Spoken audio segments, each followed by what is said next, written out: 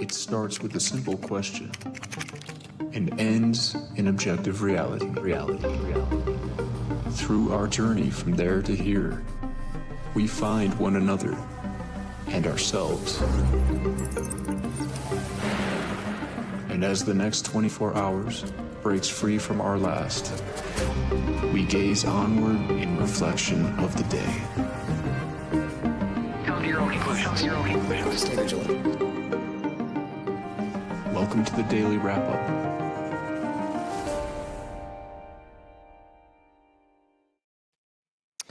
Sunday, August 17th, 2025. Thank you for joining me today. Have a little bit of a special setup for you today. Steve Poikin is going to be joining us from AM Wake Up. Really had limited time today. Supposed to be on Jimmy Dore's show tonight at about 6 p.m. I don't know if that's live or not. I imagine it is.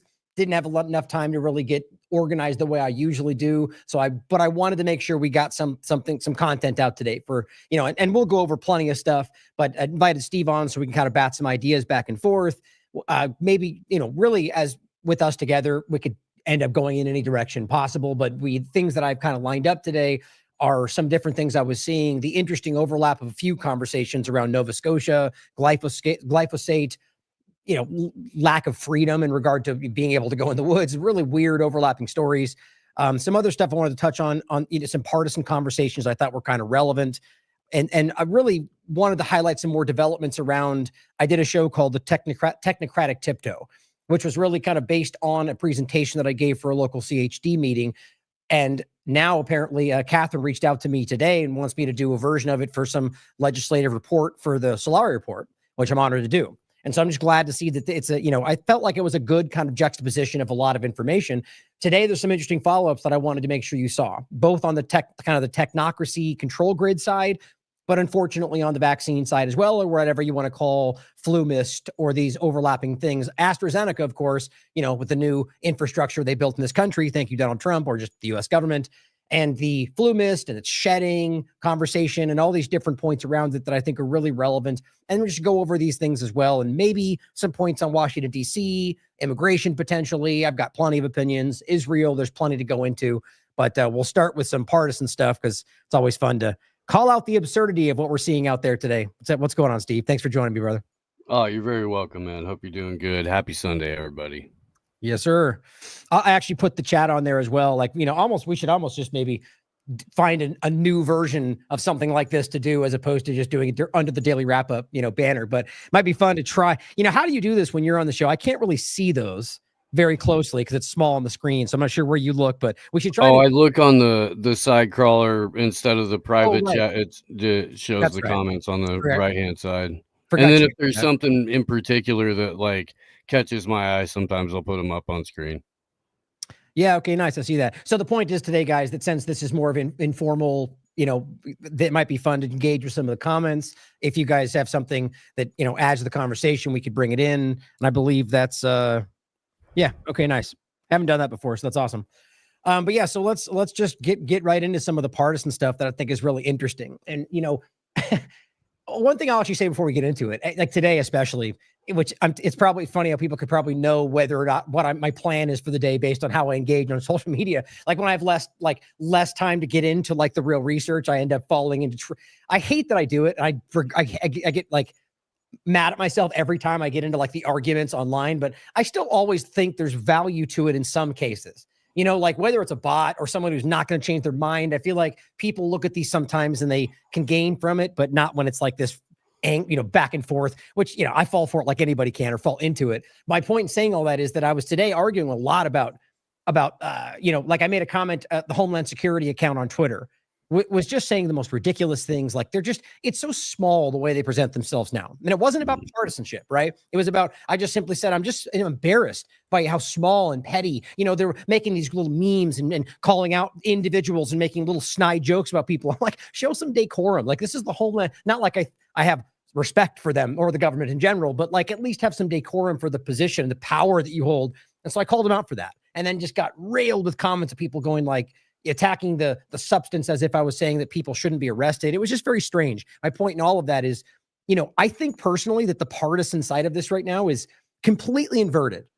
In a sense where the people that thought they were trolling everybody right like 30 seconds ago are super emotionally unstable and super concerned, and they're not really sound with their position. And so it's easy to sort of troll them right now in ways that I almost feel guilty in doing. So like you get in these conversations with them and it's just easy to break down how ridiculous and one-sided and like subjective and assumptive their points are. But, I shouldn't be doing it. It's wasting my time. But do you get the same kind of sense with like what's going on with all the partisan conversation?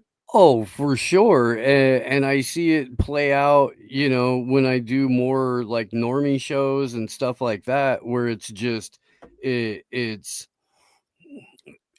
a complete 180 from, dunking on the libs to now you're the one with the bag of salty tears and everybody else is going, hey, are you sure that's what you voted for?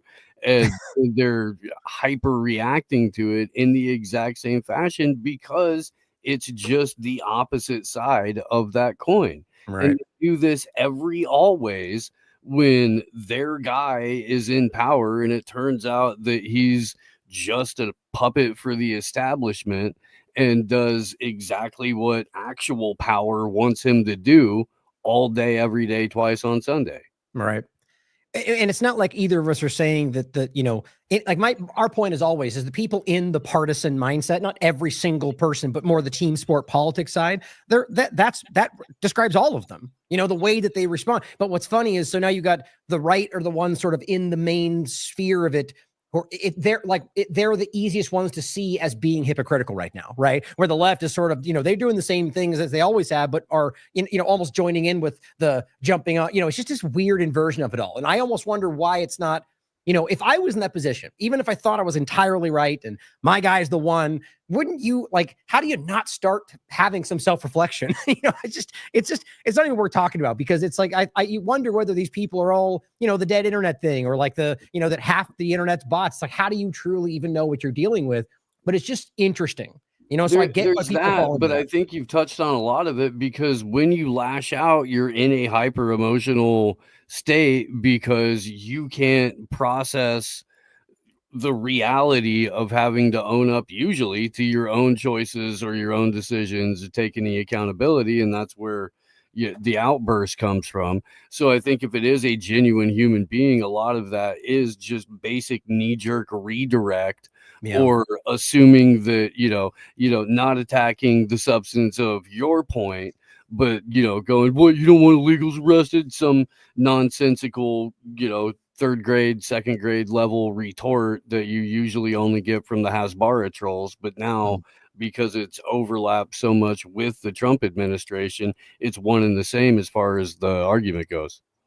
And it's almost like they come from either of them, or even all of us at some point, from the position that it's like, well, I'm righteous in my stance because they're the ones that put us in this position. And it's like, that's not even necessarily inaccurate, right? But it's like, I think we all fall into that, where like, I'll be online and you start getting bombarded and you start responding to everybody as if they're all in that position, almost like reflexively. Like, these are things that we all have to think about. We all fall into this stuff, and it's just so interesting, like psychologically. And you wonder how much of this is completely by design. And on that note, I don't know if you saw the image I used today for the show, almost kind of in that same light, just kind of, because here's what's funny in my mindset for this. These are both AI images that people put out. Mm-hmm. We had just the other show, I talked about the one of the, I think it was Mary Talley Bowden trying to get the Trump image with the mRNA, and they wouldn't let her do it. It was like content moderated. Somebody was able to do it, and somebody sent me the picture. And right. I just think it's just funny. And then overlap with Trump, they always put him out with him, like God guiding him, and there's Epstein. It's just a funny picture, and it's today's, we're more informal about it. And what's funny is that I would laugh equally if it was Obama or Biden or Trump or anybody, right? And we both agree on that. And so it's just funny that people already seeing responses like Trump derangement syndrome. You guys just hate him so much. And it's like, well, probably in some ways, but just as much as all the rest of them in government. It's just an interesting thing. But let's talk about some of the partisan points that I think are interesting. Well, just quickly, send me the original image of the Trump with Epstein thing, and I'll put Bill Clinton next to him. Yeah. And then that way it can be, Epstein looking over both Bill and Donnie, and it'll be bipartisan. Yeah, exactly. But then it gets entirely ignored. Where it's like at least it gets some people seeing it, but not like these things are necessarily the most important. But it does. I think it's important that we always question especially the people that we think are doing the right thing.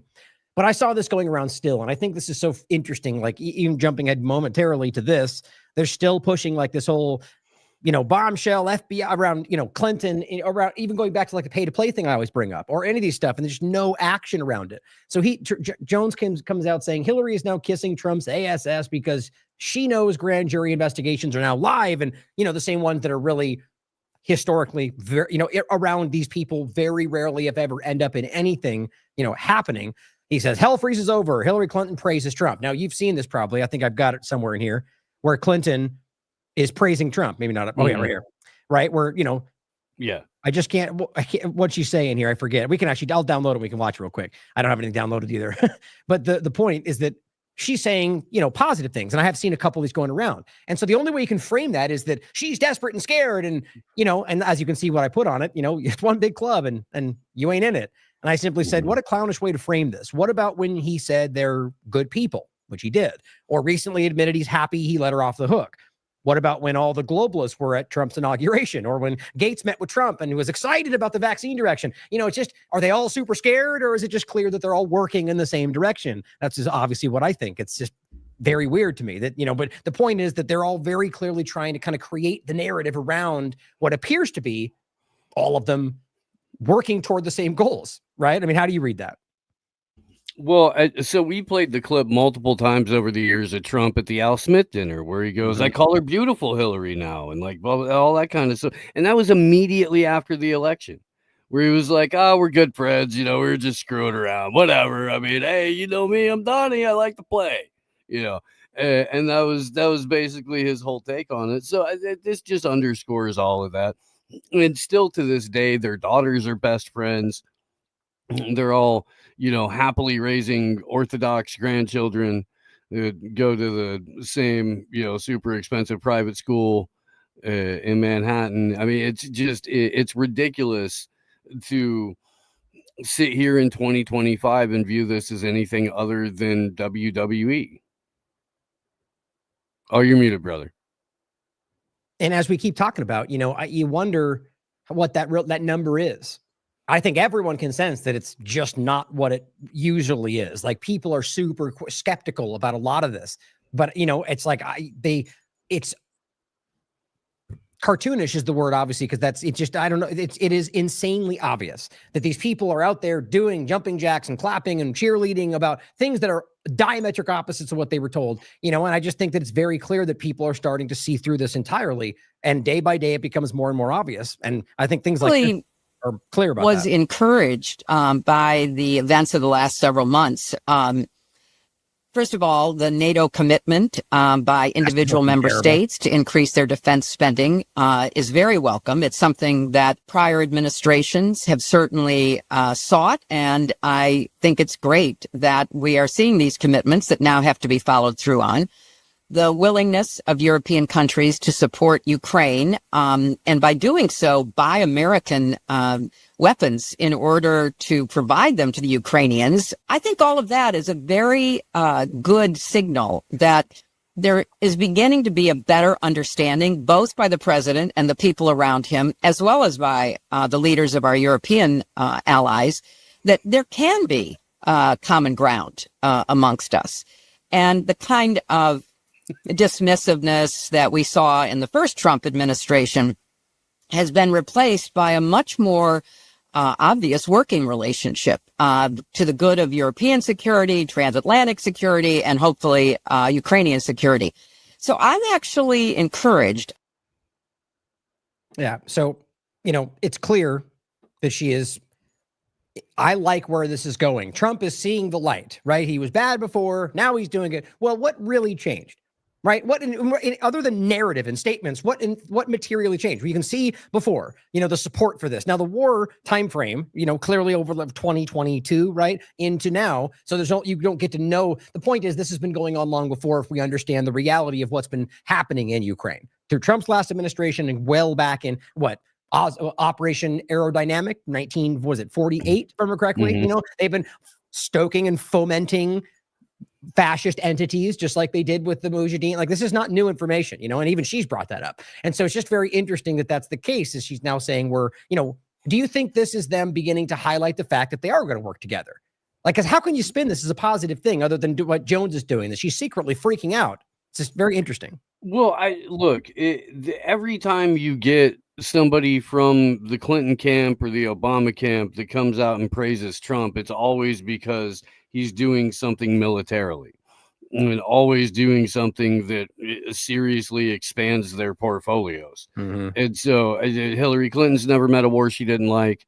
She, probably is very, very stoked too that U.S. troops are now on the border with Iran going through Azerbaijan, and that safety security corridor, because that has shades of Ukraine as well. Mm-hmm. In terms of how that's shaping up and like positioning and posturing, constantly threatening Iran with troop movements and, movement of material that's pointed at their country and stuff. So you can see the escalation build up month by month, and the expansion of U.S. boots on the ground month by month in Trump 2.0, and that does make effectively Hillary Clinton's a neocon. I did neoliberal get tossed around a lot, but she's cut from the same cloth. It's the same thing. I mean, look, it's like this is where this frustrates me. The whole even neocon point, right? It's like, okay, well, at the end of the day, we're still using like these. Like, what would be the defining difference between those two, right? What their political leanings when it comes to the wedge issues we discuss? You know what I mean? Like, at the end of the day, it's still an authority. Like, that's what's I think we can recognize, and I think that's even become an important point for people that are aware of the nonpartisan or the illusion of the partisanship, that they're two. It's like the left and the right of this conversation, two wings of the same bird, kind of the same thing, and so clearly I think all of them, whether they know it or not, have been in the same path for a long time. But I'm of the mind that Trump and Clinton especially are people, if any of them are aware of that. Like, let's not forget they're related, which is a weird thing to not point out on a regular basis. And on the idea that they were the only two that were on that stage, and that's always the way this goes. That's not a conspiracy theory. It's the most royal theory. Now, regardless of why you think it's happening and if that theory has any legitimacy, it is something you can easily verify for yourself. It's the weirdest thing. Like, it even got some weird attention way in like the 90s when some young girl did like this whole sprawling report for her school. No, it was during Obama, because he was included in the related to everybody, but it was probably 2009, maybe 2010. I thought it was earlier than that, but either way, the point is that it got like a lot of attention because some, and people were like, what? Like, it's when you see it and you look at it. Now, the argument is that, what is the claim, like the name for it? But they basically that there's the bloodline is very broad, and ultimately over the years it's become really easy. But then, okay, if that's the case, then why isn't if by that logic, then 75% of them every time should be in that category on the stage? They're not. Yeah. It's almost always only two. At the end of the day, if you don't know what we're talking about, it's the idea that at any election we've had, going back as far as you want to look, I think save for a very few, one or two anomalies in it all, that they tie back to what, like Charlemagne or one other king, the bloodline. And that's easy to look up. Now, yes, you could argue that it's sprawling and, but if every time you only ultimately have two of them that are in that, and they end up being the two that are the final two on the stage, so it ends up being either one of them are that, maybe that's just all coincidence. I can easily consider that, but that seems pretty hard to wrap your mind around mathematically, but it's very interesting. So the point is that they are too. And I think that what people are right now more than ever beginning to see is just, I guess in an abstract way, they're seeing the strings. Right? They're starting to see this whole thing, and it's not just Israel. It's not just COVID. It's like, man, like we keep talking about, what isn't part of this whole manipulation? It's very. I don't know if you wanted to grab it or not, but I did throw the link to that news report with the girl and the presidents in the chat. Oh, okay, nice. Let me see. How old is it? Did it say on there? 15 years. 15. Yeah. I'm not going to download it, but I just want to bring it up. We can look at it. Yeah, that's the one. Yeah, with that whole circle graph and all that. Yep. Yeah. Well, I'll include this. You guys can check it out. There she is right there. Yeah. That's so wild. It's just so weird. It's just, it's so basic, and you wonder, I think it is, people have a tendency to want to dismiss something that, I didn't show it. I'm sorry. That people want to dismiss something that just kind of challenges their worldview or challenges what they, something that's, that's just crazy. We're primed in this country to reflexively dismiss what doesn't fit into what we're told is supposed to be. But that is the kind of abstract thing I think people are starting to break apart from right now. Not just that they're questioning things, but like that whole, like, almost in a way, it's because we're being driven into some new kind of social engineering dynamic, and it's like breaking the old model. That might be one way to look at it. It's interesting. Mm-hmm. But back to Ukraine, before we move past that, I just want to point these things out. Adam, the account online that's, what does he come back? I forget where he comes from, but he's very adamant against Israel. He says, the co-founder of Ukraine's Nazi Azov battalion serviced in the Israeli IDF. Are you surprised? Now, the point is, this is not new information. As you guys know, we've talked about this going back a long way.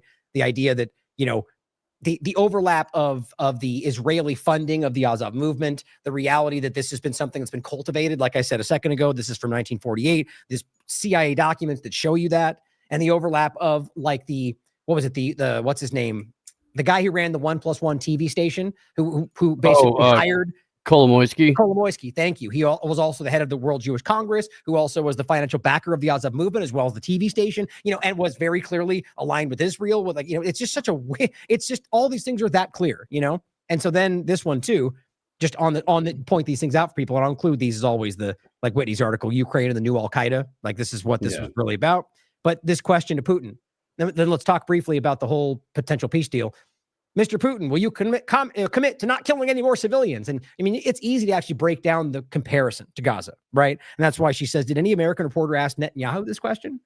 It's very weird the way this is going. So, I mean, do you think there's going to be anything about, any traction that ends up, I'll leave it at that with what they're talking about? Yeah, because they're over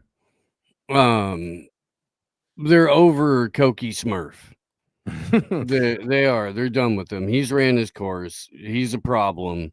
I think that as the globalist project moves forward, it's going to become more and more realistic that the quote unquote big club includes China and Russia, and Iran for that matter. All of them are building,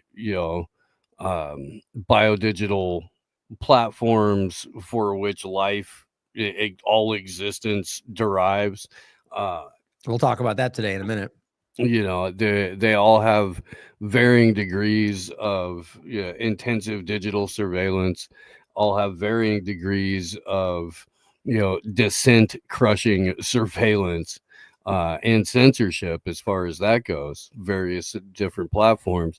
So I think the project is and always has been, a universal government, one world government with just districts. And I feel like the BRICS versus West thing is just, would you like your fascism with mac and cheese and mashed potatoes, or would you like it with, some nice pico and over a spread of rice and beans? Would you like it with naan? How would you like your tyranny? Well, for me, and I agree. But what's interesting is, as always, and I think you'd agree with this, that obviously we should hope, like we would hope Donald Trump might be better than he is, or that Biden might be any of them, right? We should always hope that the people who want to believe in them, that they are right, because that would mean good for everybody, at least, in most cases, because there are some pretty ridiculous people out there. But my point, though, is that we should hope that maybe BRICS is some genuine thing that is trying to change it, but always be skeptical of every move, question it, and be ready to call out the same things we're seeing here, But I agree with you. I think that it's really obvious. You can see that the people involved, in most cases, just want their own powers, their own version of that, or if not, are all on the same team doing that for a transition of power. But when you read all of their declarations, when they meet every year, they throw it to UN Sustainable Development Goals, IMF policy, World Bank this, and it's all the same. It's just served different to different cultures. I agree. No, trust me. That's them saying when it comes down to government.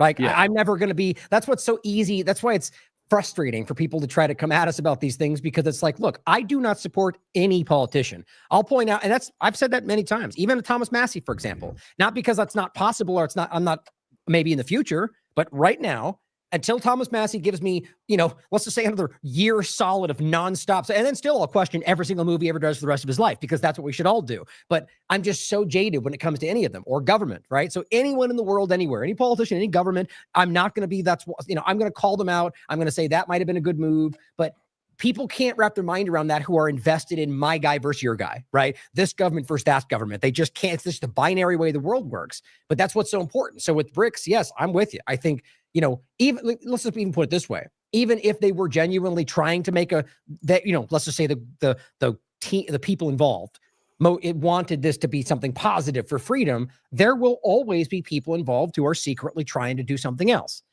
As Bruce Fine on the BitChute podcast, or somebody else who just said that, by the way, too. I mean, even RFK Jr. told us, people in power lie.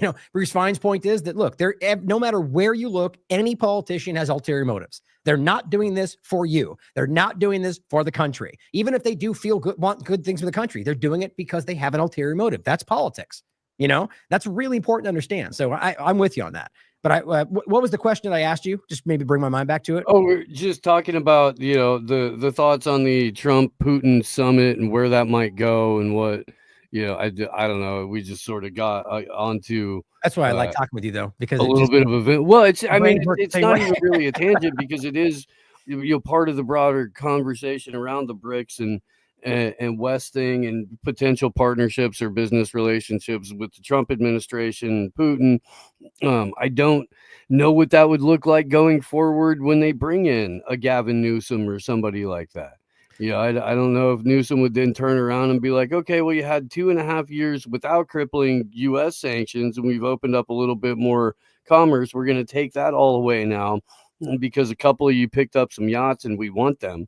Or whatever, it is that they can confiscate, which still is insane to me. We'll freeze Russian assets and then give that money to Ukraine so they can give it back us to buy weapons. And nobody really talks about that scam. And that's just how arms dealing works in the 21st century. Yeah, right. Well, I mean, the idea that, even just on that point of giving arms in any context, isn't it really weird right now that a lot of the people in the Trump supporters are of the mind that somehow Trump is like calling out Zelensky and he's like anti the war. He's been funding him the whole time. It's like such a weird way to frame these things where, it's like he's going to, stop the, it's always about whatever the statement is and not really engaging with the facts at hand. Trump, just like Biden, has been on continuing the support of the war in Ukraine. So however this ends up, I'm kind of with you. I think that it's clear that they're ready for kind of a new phase of this. But to the original question, look, if something actually happens where there's an agreement, it seems like it's going to go in the direction of that from either left or right. If you look at the arguments up until now, not what everyone's been claiming was a good thing, neither left or right. Basically allowing, as they would see it, Russia to maintain its control over what it's taken, to kind of, pull back a little bit, but end it. And ultimately that's there in their minds, especially the left, Putin winning.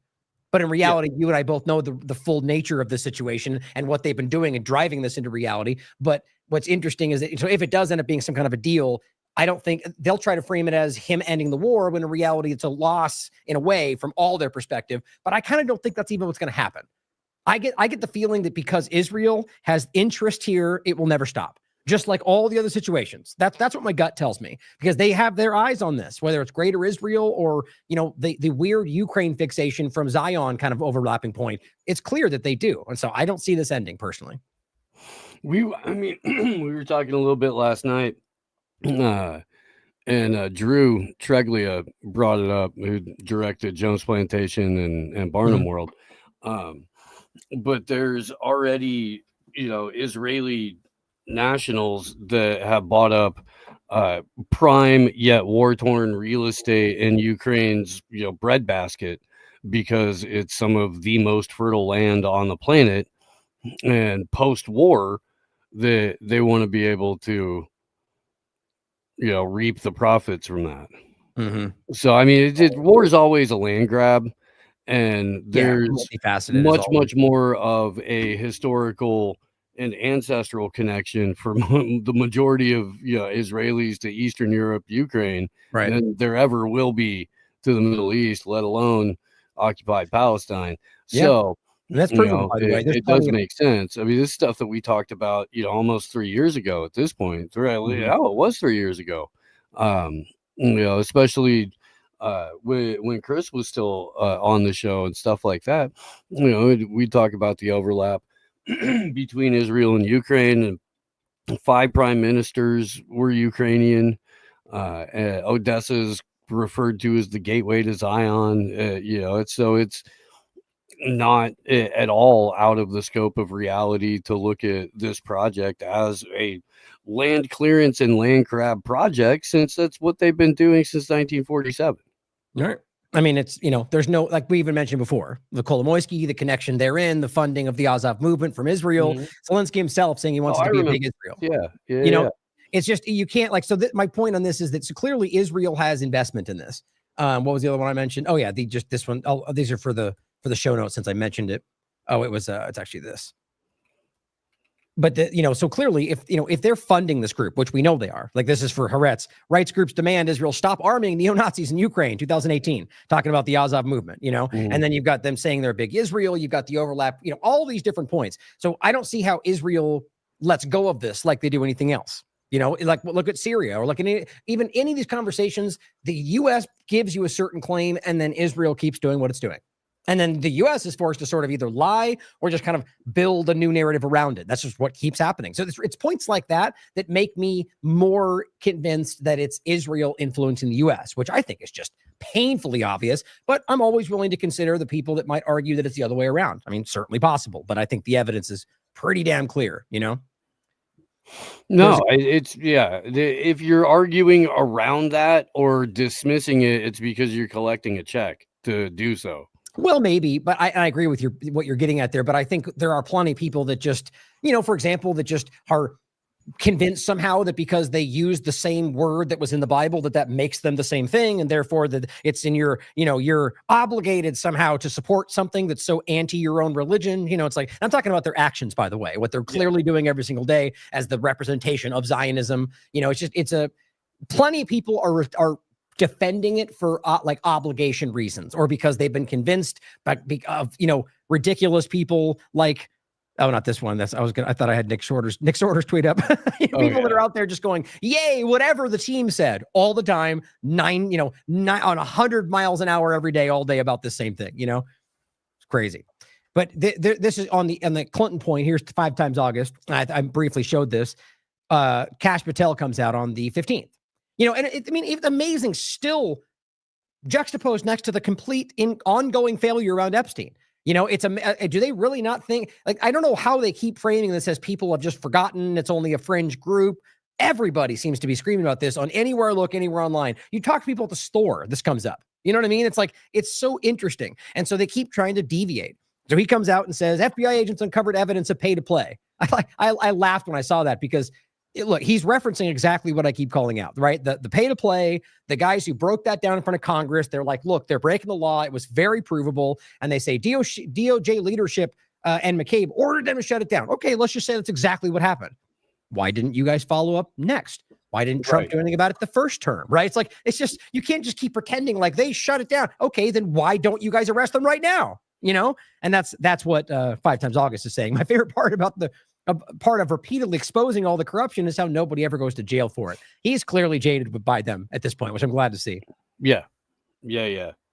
No, and he was outspoken pretty quick too early on. Right. He was very, very, very vocal about the announcement of Stargate. Right. Because if you have principles, there's a line very clearly, and that line usually is when they blatantly lie to you or give you the thing the opposite of what was promised.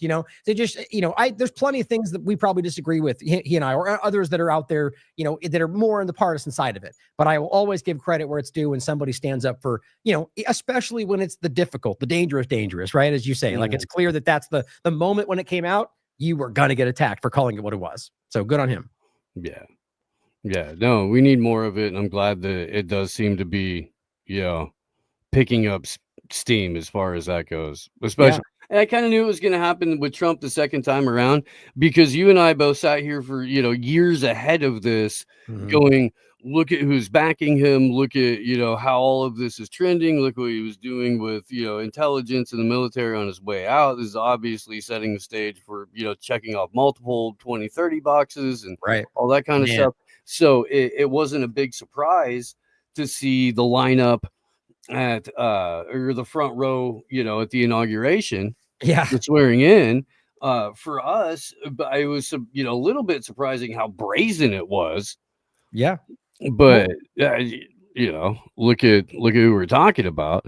But no, I think people really did. A lot of them saw that very quickly, who were playing the lesser of two evils game, but from a little bit more of an outsider perspective, way easier for them to shed it than it would be like a Nick Sorter or somebody who has to read the talking points, has to be the cheerleader. Yeah.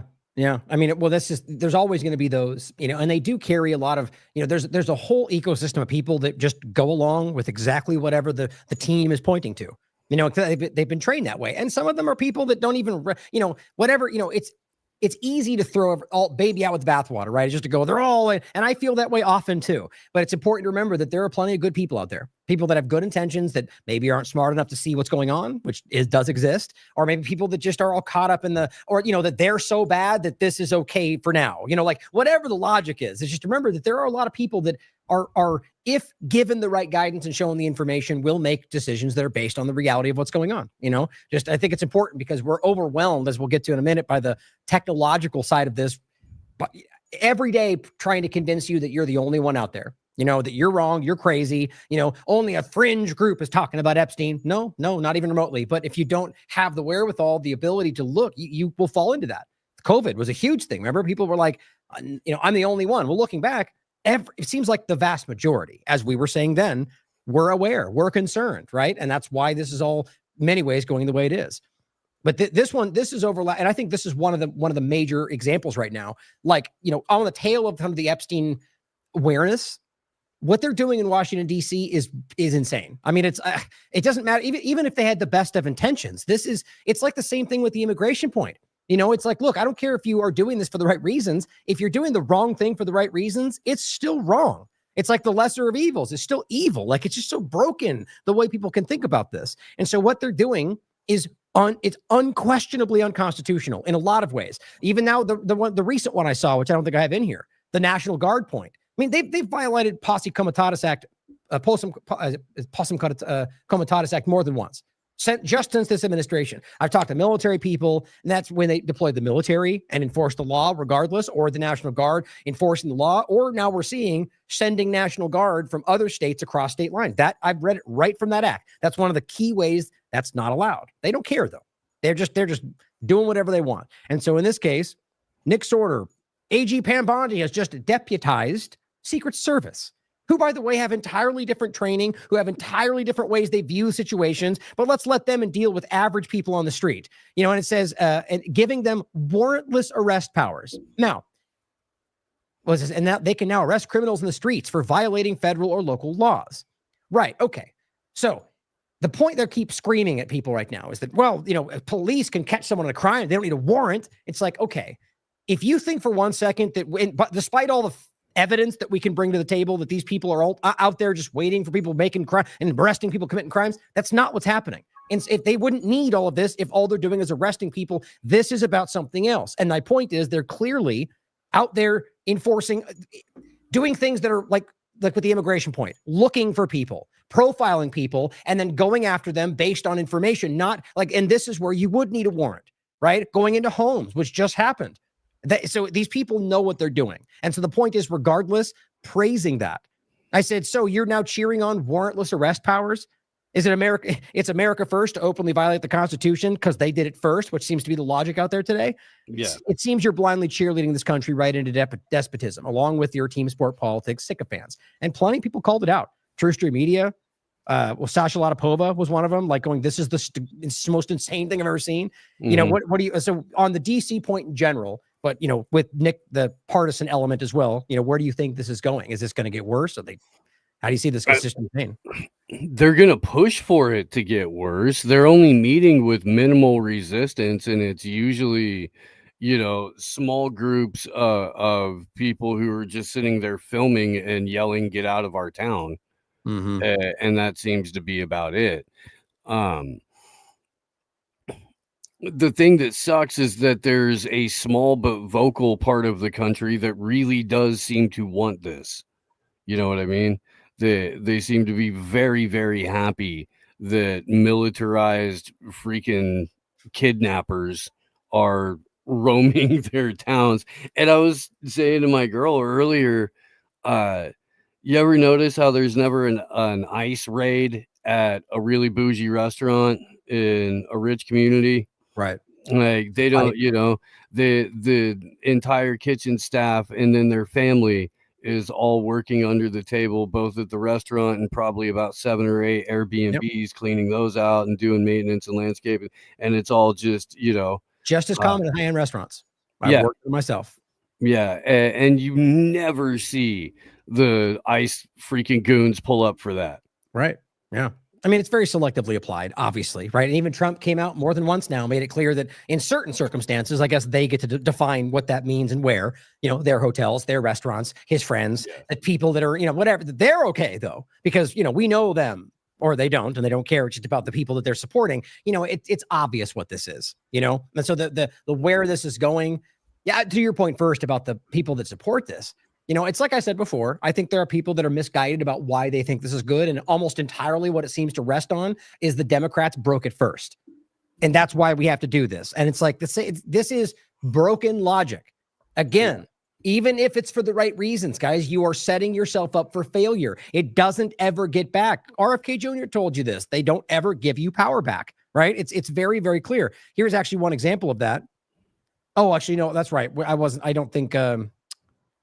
wasn't sure if we were going to get into the immigration thing. I think I put it further down. Yeah, here, we'll just talk about this real quickly since it does overlap with what we're talking about. I've got 3 different points here. Oops. So the one I was referencing just now is this one.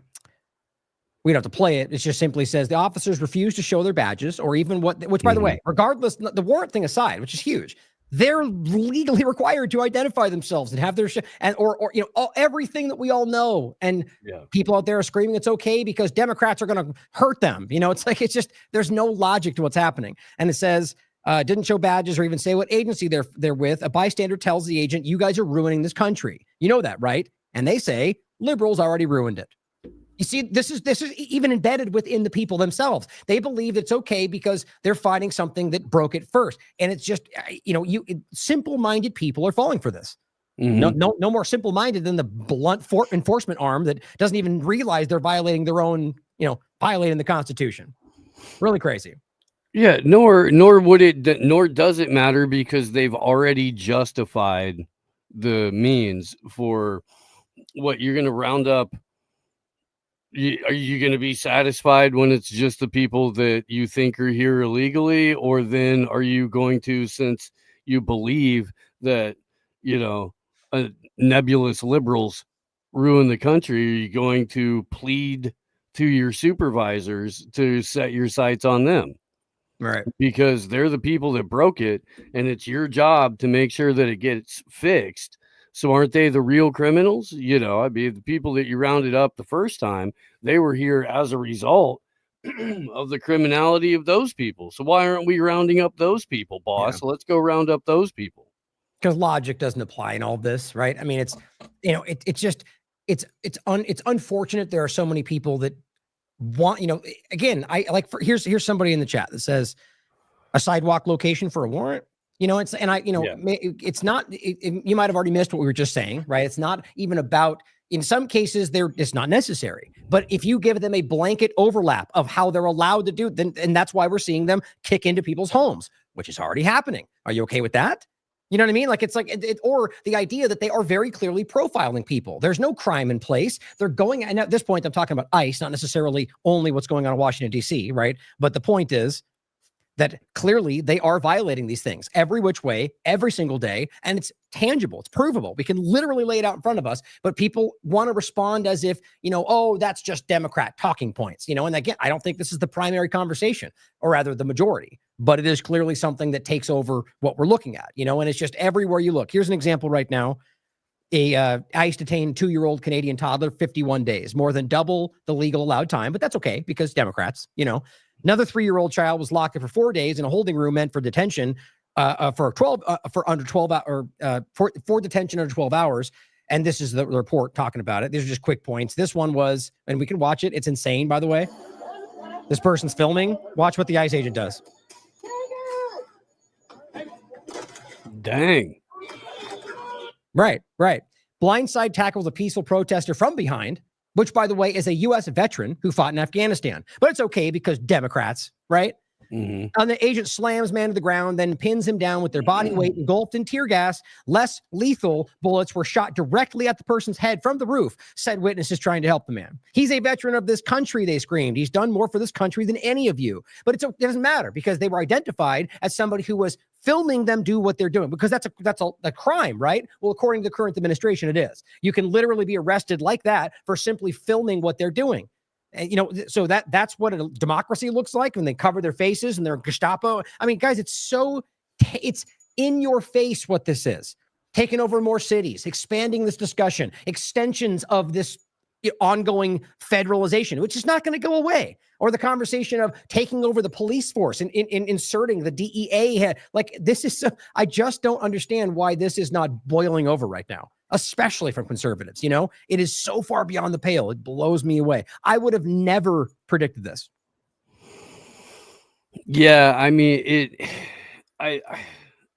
it's hard for me to put it into exact words, because it really did seem like not necessarily an inevitability, but something that Trump has been talking about for a long time, as far as like needing to just unleash the police and military on the public and have them crack skulls until law and order is returned. And it's, law and order Bukele style strength, right? That's what they were advocating on the campaign trail for the entire time that he was candidate Trump for this one, peace through strength. And we've talked about, I think since both of us have had shows, that the way that the foreign policy works is it's always visited on the citizens at home. Right. And this is exactly that. This is U.S. foreign policy come to the domestic shores. And we're watching it play out in real time. And you're right. The entire conservative movement, with, some notable exceptions, seems to be totally willing to roll over for this just because it's not Kamala Harris doing it. Because it's not Joe Biden. Yeah, no, that's actually fair to say it like that. Like that they're willing to roll over, but some of them may not like it, may even call it out. But yes, you're right. It seems like most of them are willing to just kind of go, but I wonder how much of that is taking place in just like the general honest kind of like, people that don't have massive followings. There's no way to see their voice. Like, I just wonder. I wish there's a way to really truly know what that collective kind of, general consensus was, because it's just, you never know. But so back to the point of your, the surveillance and the built, like this is an important point to think about. Like the whole thing where they say, like people that want to say, we're all Gaza. It's reasons like this, or that we're next, despite how they want to push it on us and say that, we don't stop Hamas, they're coming to your doorstep, despite there being literally no evidence to make that make sense, or the impossibility of that reality for 1,000 different reasons. This, however, is going on and has been going on for 76 years, or actually, you'll get the point. Here's the most chilling thing I've seen responding to these immigration raids. I'm an immigrant rights attorney, and usually I'm a pretty optimistic guy. I don't get scared easily. I love watching horror movies. Over the past 6 months, I've seen some really disturbing stuff. At one location, people hid when I showed up, and I still found them using a thermal drone that detects body heat. Where was this technology first tested? By Israel in occupied Palestine. When people get taken by ICE, they often refuse to say their names. So ICE identifies them using a facial recognition technology. Where was this tech first used? By Israel in occupied Palestine. When people refuse to let ICE search their phones, ICE will plug their phones into this box and it unlocks their phone. Where was this tech first used? By Israel in occupied Palestine. The amount of dystopian tech that the US government has taken from Israel to use in its own country is terrifying. And this is why freeing Palestine and abolishing ICE goes hand in hand. Now, regardless of people's thoughts on either of those action points, I just, and these are just a couple of points. It's worth out there listening, do your own due diligence and recognize how many of these things right now are being rolled out through ICE, building out your technocratic panopticon that are being tested on innocent people starving to death in Gaza. It's all over the place, and your government is well aware. They're funding it with your tax dollars. And of course, as True Street Media points out, rebuilding trust. Did you see this? I'm sure you talked about it. the World Economic Forum naming BlackRock Larry Fink as its new chairman. It's like the Gates point I made earlier. We all remember that Gates had a meeting with Trump in this administration, and he left all excited about the vaccine direction. Of course, they didn't like the way that felt, so they all ignored it, right? Team sport politics. This kind of idea, with BlackRock funding Twitter and Elon Musk, it's okay because he's on our team, right? The globalists are supporting it's okay because that's our team. They all just see the goodness of our direction now. They've stopped their globalist plans, and they're helping Trump because we're winning. It's like beyond childish. And the overlapping point here is that BlackRock is immersed with Trump's administration, just like it was last time. He's the one that handed over the keys of the financial castle during COVID-19. Everywhere you look, sad. Yeah, and it's especially with something like BlackRock, where it's an entity that has more in its business holdings than the GDP of most countries. Oh yeah, it's literally, it's called a shadow bank, which is so crazy to me. Like that's what the type of bank is called. It's like the deep state financial backing. It's like you could look at it that way. It's what it really feels like, but it's wrong, guys. Everything they're doing is like, even if not in like even necessarily a legal sense, even though I argue that's probably all over what they do. It's more about the what would you call it? The lack of morals, like the way that they conduct business. But what they're doing, you can look at what they're supporting. Right. And it's obvious that these people are behind what we're all aware of, what we're worried about. You can't hide these things. And it's the same kind of idea we've seen with that's why I use that image. If you go back long enough, it's too abstract. The point is that they're financing the growing control structure in a lot of ways. I think that's very obvious, all the different overlaps with Israel, as always, as well. So let's go ahead. No, I was just going to jump into the Nova Scotia thing. Go ahead. You have a comment? Yeah, no. Let's do that because we could spend another hour on just the octopus of global control is seen through the lens of Larry Fink and BlackRock. Right. That's why I was going to go. I just was like, it's a whole conversation, but it's important to understand. That I'll even bring this up just so in case you wanted to go more on that. What was it called? I'll just type in BlackRock. That might come up. Yeah, there it is. The COVID coup. It's amazing how many of these moves take place under Trump and how little attention they get from the very people who would lose their minds if this was anybody with a Democrat name. The COVID coup, the BlackRock takeover American interest. That's the image I'm talking about of like Standard Oil and the fake breakup that gave them more power. It's how these things work.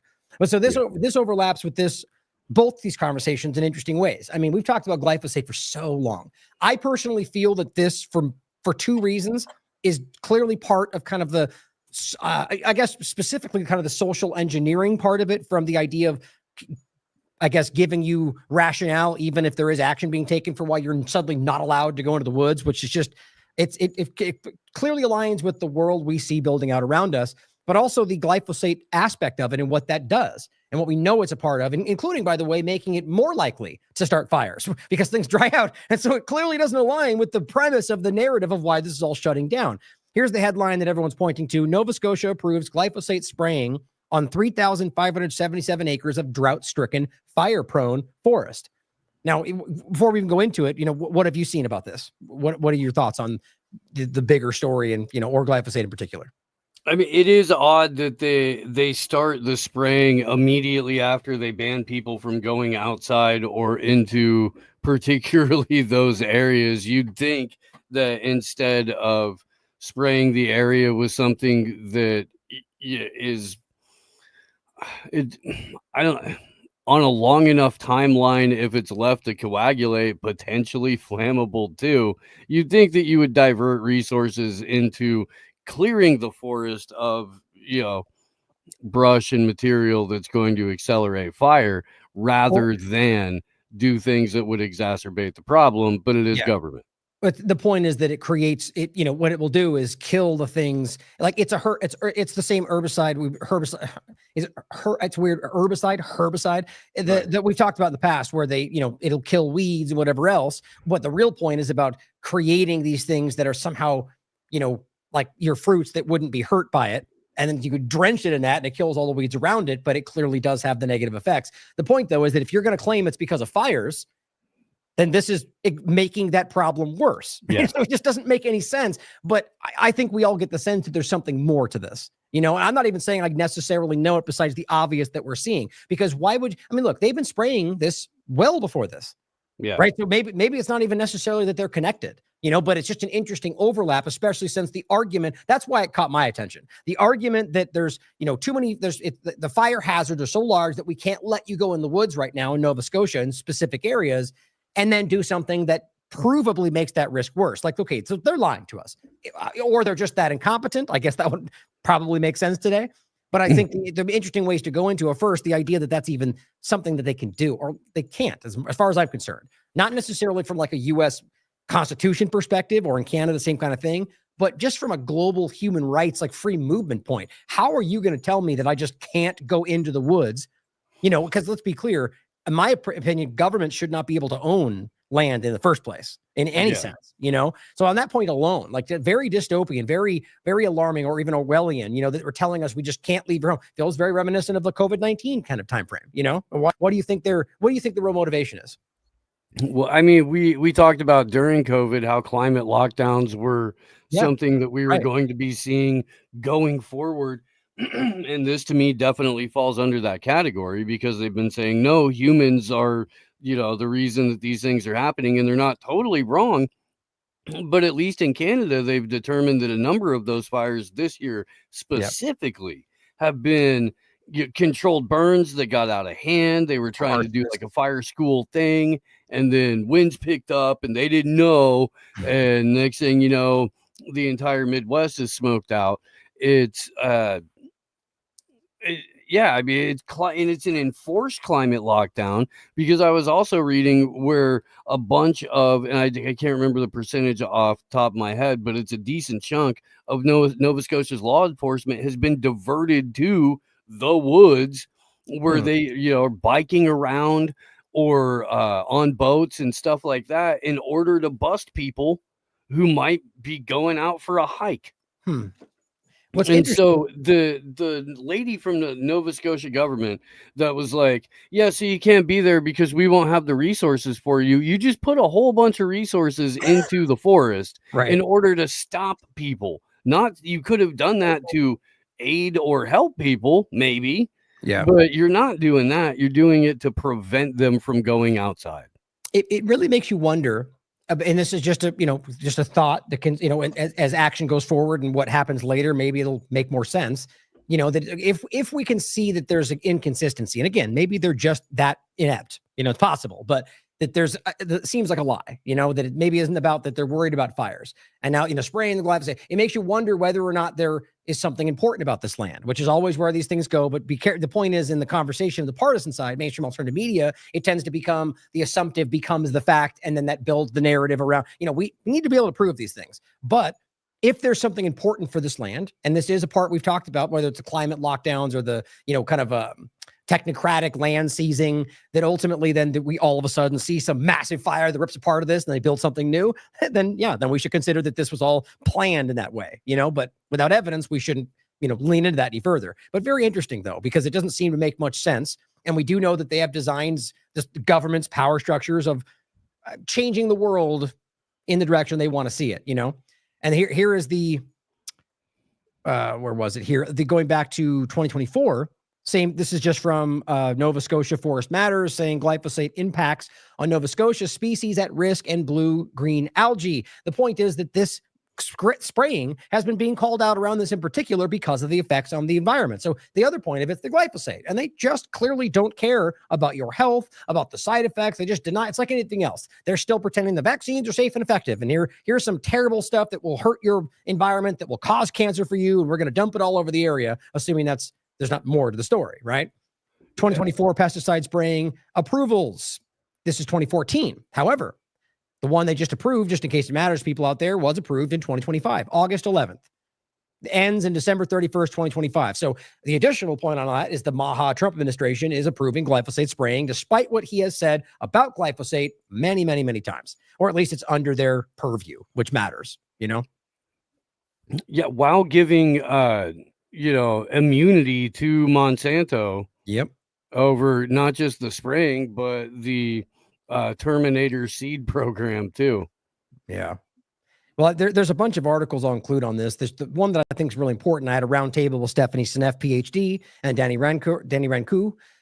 Glyphosate, mRNA, and spike proteins destroying your body. And Stephanie Seneff makes the argument that this was like almost by design, right? That you can see the glyphosate was almost in a synergistic way, in a bad way, exponentially increasing the side effects, the negative outcomes of the COVID shots. And so it's like you start to wonder how these things ultimately come together, but I'll include a lot of these. And just this is what's so crazy, how long it's been going on. Glyphosate, worse than we could imagine. It's everywhere, which is the point that I keep making, and these articles itself will make that point. It's in the air you're breathing, it's in the clothes you're wearing, it's in the food you're eating. It's not a joke. It's literally everywhere, and that's something that we can't take back, at least not immediately. A jury found Monsanto's Roundup caused a man's cancer. We all know this for the most part.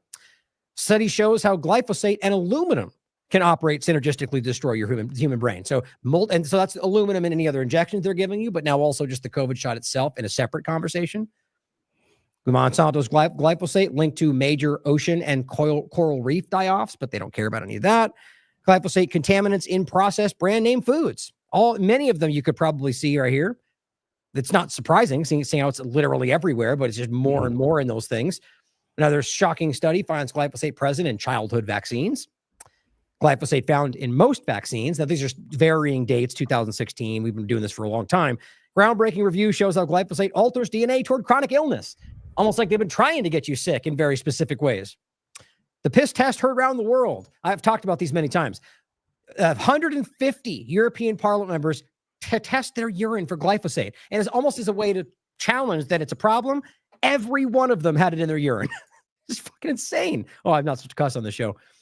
Monsanto's glyphosate found in all wines tested in Napa Valley, even the organic ones, even though that makes them no longer organic. But you know what they did in the industry? They just went, oh, well, since it's everywhere, now we just call it organic. Doesn't that work, right? It's ridiculous. They still call them organic, even though they're legally not. Or this one, which is frustrating, Monsanto weed killer found in 14 popular German beers.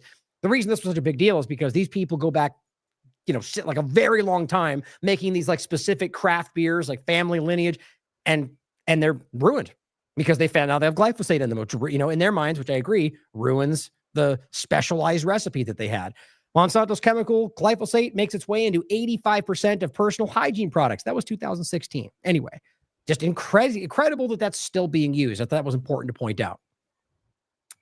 Any thoughts on that before we move on to something else? Yeah, I mean, we know it's poison. We know it's maybe not necessarily designed to kill humans, but that's what it's done and known to have do for a very, very, very long time. Mm-hmm. Yeah, the fact that it exists at all is an indictment on the court system in the first place. The government, any government that allows it in their country. There have been some ones that have kicked it out, right? To their credit, at least on that one thing. But yeah, no, it's disgusting. And I think there's, I'm inclined to think that there's more overlap than just the contracts were signed for August. So that's why they're spraying when they're not letting people anywhere. Right. Well, I mean, that's the whole thing is that, like, clearly if they were concerned about fire, then somebody would be like, well, hold on, that's going to make the fire worse. It's right. Like, it's just very simple logic. And so that doesn't make sense to me, and it's just like we saw with PG&E and, these different previous examples. There's always a deeper story, Lahaina, and it doesn't have to even mean that there's maybe it's just that there's a kind of juxtaposition of agendas, and somebody said, well, we're going to do this anyway. How about we just don't stop it? And then maybe if it all burns down, this design that we have that we profit from, maybe that'll work. It's like, it doesn't always have to be some grand explain. Maybe there's just profiteering, manipulating people out there that are maybe nudging it the direction of being beneficial to them. It's like, there's so many ways to look at it. The point is that this is what governments do, and that this is why it behooves us to constantly, from whatever side, hold them aggressively accountable, And so with all the evidence we have, with all the things that RFK has said, or in either side, this shouldn't still be happening. Technically this is Nova Scotia. But the point though is that, and I take that back actually, because this is Nova Scotia, the point of RFK Maha. My point for overlapping is that they are still using this all over this country regardless. And so it's the same point.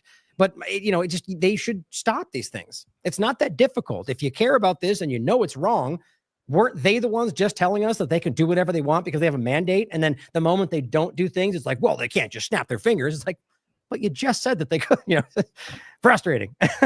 Right? You spend 6 to 8 months hearing on day one, we're going to. Right. And then on day one, they go, here's Sam Altman and Larry Ellison, and they're gonna create mRNA jabs for everything. Yeah. Every kind of cancer. Aren't you happy? It's what you voted for, right?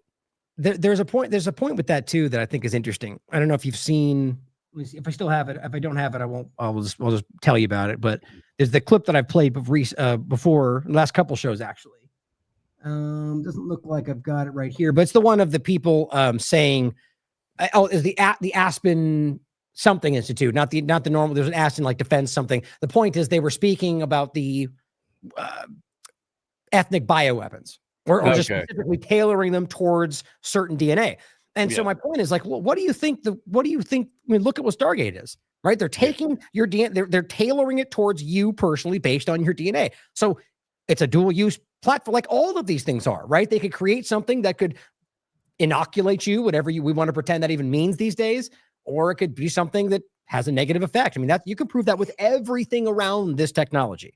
So it's just really weird that, you see this now, and this is the push, and we have this weird building conversation. It's worth considering that is what that's supposed to be. With everything else that's happening, all these different points of like your personal, whether it's biometrics or your like biological information, they're like greedily scooping that up everywhere they can, if not already got pretty much everything.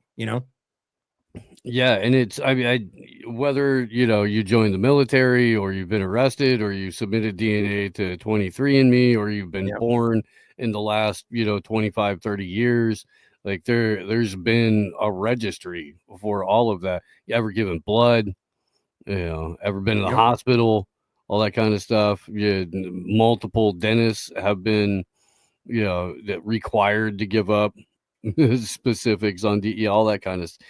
And so I mean it's the majority of people have some form on file that contains their DNA. Yeah, I mean, and far more than that too, right? I mean, we're at a point now where that's the point to make about biometrics, or that whether it's about some like cloning overlap or some kind of biometric digital twin. I say it often. I don't think we really grasp what that means even now, let alone in 20 years. That some company owns every piece of biometric biological data that makes you, but they own that. Right? What does that mean? What if they make a version of you? I mean, these things may sound ridiculous, but realize I made that joking at the show the other day. Like we cloned a sheep like 30 years ago, and then we never hear about it again. It's like, okay, pretty sure there's probably something somewhere going on. I'm not suggesting that they're making clone armies, but who the F knows? It's like clearly there's been technology in that direction. We're at a point now where they're so far beyond that, and so many you wonder what's going on. And so that is something we should consider. It's not a false conversation. So why would you ever let the stuff out of your control? But then the biometric side of it is just as concerning. Like as they drive us into this bio-digital convergence world, what does that truly mean?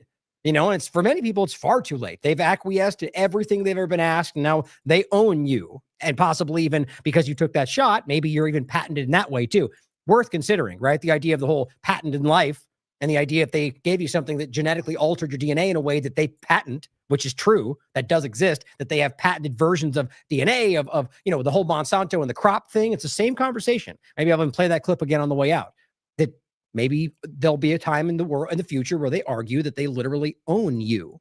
Now, maybe a judge will go, that's crazy. They're human beings. You can't do that. But that clip I played, it's clear that there was a moment like that with animals, and we lost that battle. Right? Companies won, and now they're patenting, it's weird to say that, everything they get their hands on for the longest time. And that was like 20 years ago that happened, Very weird where we are.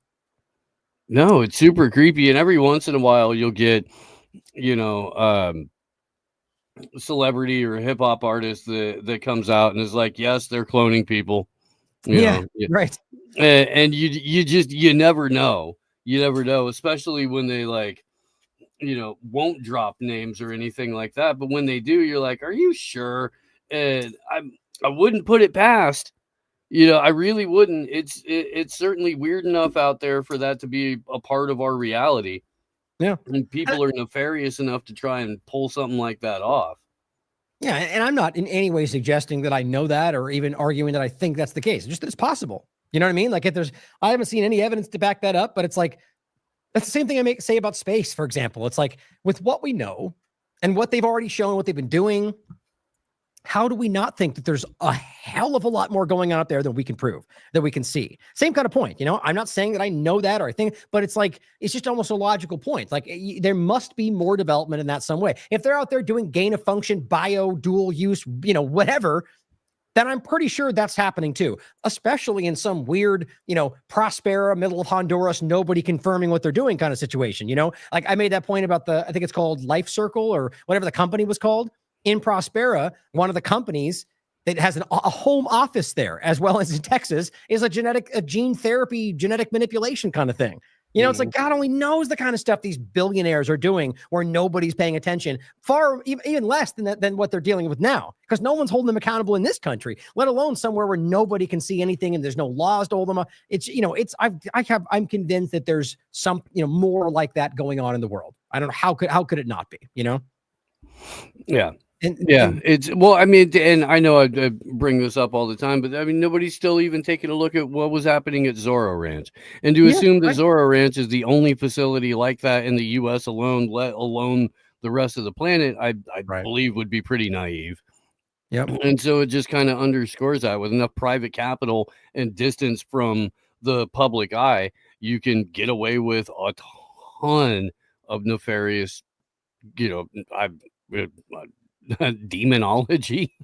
I don't know how to put it. I mean, that's the thing, is that they have the power, the influence, the wherewithal to do whatever they want, really, as long as they can find a way to make sure that they won't be legally held accountable for that's what's going on in the world. And the sad thing is that maybe at one point it was different, but today it seems that governments are, either capitulating or captured by something like they just don't care. And in fact, it's like you could almost argue the logical point of saying that whether it's in Israel or just at a company, that have over time recognized that we want our people in those positions, clearly, right? Obviously, and that may be funding, lobbying, but maybe more than that. Maybe Manchurian candidate kind of stuff. That we've kind of worked these people into these positions to where there is literally, outside of people pitchforks marching down the street, anything that's ever going to have them held accountable. And you know what? That kind of looks like what we've been dealing with for the last 50 years or more. I'm looking forward to does. And even the people with pitchforks marching down the street, I think that these people have to be broken economically. I don't think conventional protest is going to be the method by which they cede power. I agree. And I wasn't referring to protest, but my point is that I definitely, I think that the only thing, and again, I'm not even advocating for that. Just the point is that we might well be in that position where, if they ultimately control those things, that it's going to be very difficult to make that change, but as always, step one is to simply call these things out, have a conversation about it, make sure we're on the same page about what we can really see. But yeah, it's very obvious how this has gone and how clearly that over time, the control is there, And so, I think that's what this is. I did this show, the technocratic tiptoe, and playing on the David Icke totalitarian tiptoe. And I think it's just shockingly transparent that we're watching a change of the guard. Right. A transition. Like one thought I had the other day actually was sort of that Israel, who has been playing almost in a way, in many ways, created the old blackmail network infiltration kind of, that's what our governments are dealing with right now. UK, it's shockingly clear in the UK and the United States, same thing. Right. And so clearly, there's some kind of that influence, but it's been going on for a long time using kind of old blackmail force model. But now, and this is just hypothetical, I don't know if this is even the truth, but now you see maybe there's a new, the Silicon Valley, the technocrats, that kind of side of things is showing itself to be the driving force for the future, AI. And so I think at some point a while back, Israel noticed that and buried its head in that direction and grabbed everything it could and say, we saw that shift. They're adamant about the tech field and Silicon Valley, that all the tech startups, the startup nation. Well, that's what Israel Unit 8200, that's what they're doing. Here, I wonder if I still have that clip. The one with, let me just look for it real quick. The one where you have the guy on the IDF guy in the mask saying, "Oh, the world's our stage." Yeah. Do you have that clip by chance? No, I can probably grab it real quick. It's okay. I'll just gonna see if I can grab it online real quick. But the point is simply that they're literally telling you that the world's our stage and we make companies and nobody knows the difference. I mean, it's like really, really blatant, and they're like praising it like it's some obvious, some good thing. Yeah, it doesn't look like I can find it, but most people remember that. But so that the back to the point that this seems to be like this, the building new direction, right? And that ultimately Israel has just pushed its way into this and is trying to make sure that it doesn't become irrelevant, or, you know, that that's just a thought that I had. It does kind of feel, because look at you have to be clear that the old network at the very least was used a lot by the Zionist structure. And so maybe they're just doing, maybe it's all that, I don't know, but I think it's interesting to see how that's playing out. But so let's talk about the kind of building structure of this all, and it's very, very clear how all this is rapidly rolling out. And so we talked about the ICE overlap. I've heard that clip already, all of it coming from things they're testing in Israel, True Stream Media. This will be used against the people cheering it on. And walls are also built to keep people in. It says U.S. Homeland Security will acquire advanced iris biometric scanning technology from BI Squared technology for ICE to identify individuals in seconds from virtually anywhere, as well as the low Earth orbit satellites that are now able to see you're literally identify people from space, which I bet you they've been doing for quite a long time. It just doesn't stop. Like, it's just, they're building this direction. I was going to grab the, this one too, since this is clearly relevant. Great. We will finally complete the biometric entry-exit visa tracking system, which we need desperately. That feels more relevant, doesn't it? For years, Congress has required biometric entry-exit visa tracking systems, but it has never been completed. The politicians are all talk, no action, never happens, never happens. Hillary Clinton, all talk. Unfortunately, when there is action, it's always the wrong decision. Do you ever notice? But they're great people, and I'm glad I let her off the hook. It's like, I always make this point. It's so funny that it's either one of two things. This is how easy we are to manipulate, or this is how dumb they think we are. Clinton couldn't do it, and we're supposed to go, oh, then we should, because Clinton bad. So if she didn't, then we should. I mean, that's literally the level of this logic, because nobody out there on his team wanted this. No one's calling for a biometric tracking system. They wanted a physical wall, which is what you claimed. And so it's like this clumsy pivot into like the thing, like the actual, not even calling it something else. It just confounds me how obvious this is. In my administration, we will ensure that this system is in place. And I will tell you, it will be on land, it will be on sea, it will be in air. We will have a proper tracking system. Yep. Promise is kept, ladies and gentlemen. Promise is kept. Right. ISIS biometric surveillance reach expands with B.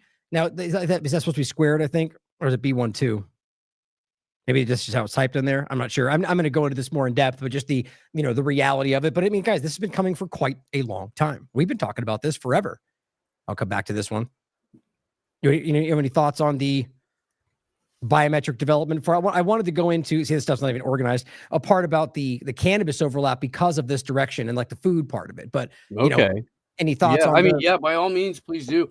I think my take. I know there's some people in the Rumble chat that aren't familiar with me, so I'll just give a truncated version real quick. But this is what we've been talking about for 8 years on my show, and every time we sit down on a Tuesday or an IMA panel or something like that, when we get into this subject, it's been so in everybody's face for so long that now it almost seems like a surprise that it's being pulled off.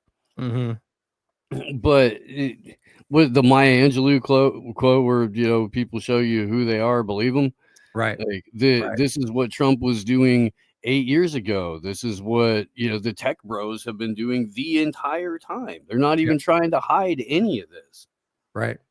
I mean, that's what's so crazy about it, is that it can be like, this is what we've talked about, all of us, like that, during COVID, it was because dangerous pathogen. And before that, it was lone shooters. And now, it's just like the same solution for every problem, regardless, this is why I keep, we always, how does that not seem? I think it is. I think everybody sees it. I think we're well past this point where anybody's falling for this. Not really, but there's reasons people are trapped in these ideological bubbles. That's really what I think the vast majority of this comes down to right now. Yeah. So here is a couple things I wanted to highlight. I just had to organize this real quick. interestingly enough. So continuing that first part of it, I do want to make a point about cannabis that got brought up recently, because I feel like it overlaps with this very conversation because of not just the technocratic tiptoe that I called it in that show. It was about the technological side of it, but it's also about the self-amplifying shots, the nanotechnology, the food control, the RNA in food and all that. I really make sure people watch that show out there, because there's a lot in there. It's like 4 hours, but there's a lot that connects it. Oh, by the way, I'm going to be doing I might have said this at the beginning, a report of that for Solari report for their legislative report. So Catherine Austin Fitz is I'm going to do like an hour report on that. So you guys can look forward to that. That'll be coming out in the near future of this show, basically, but I'll have to kind of truncate it down.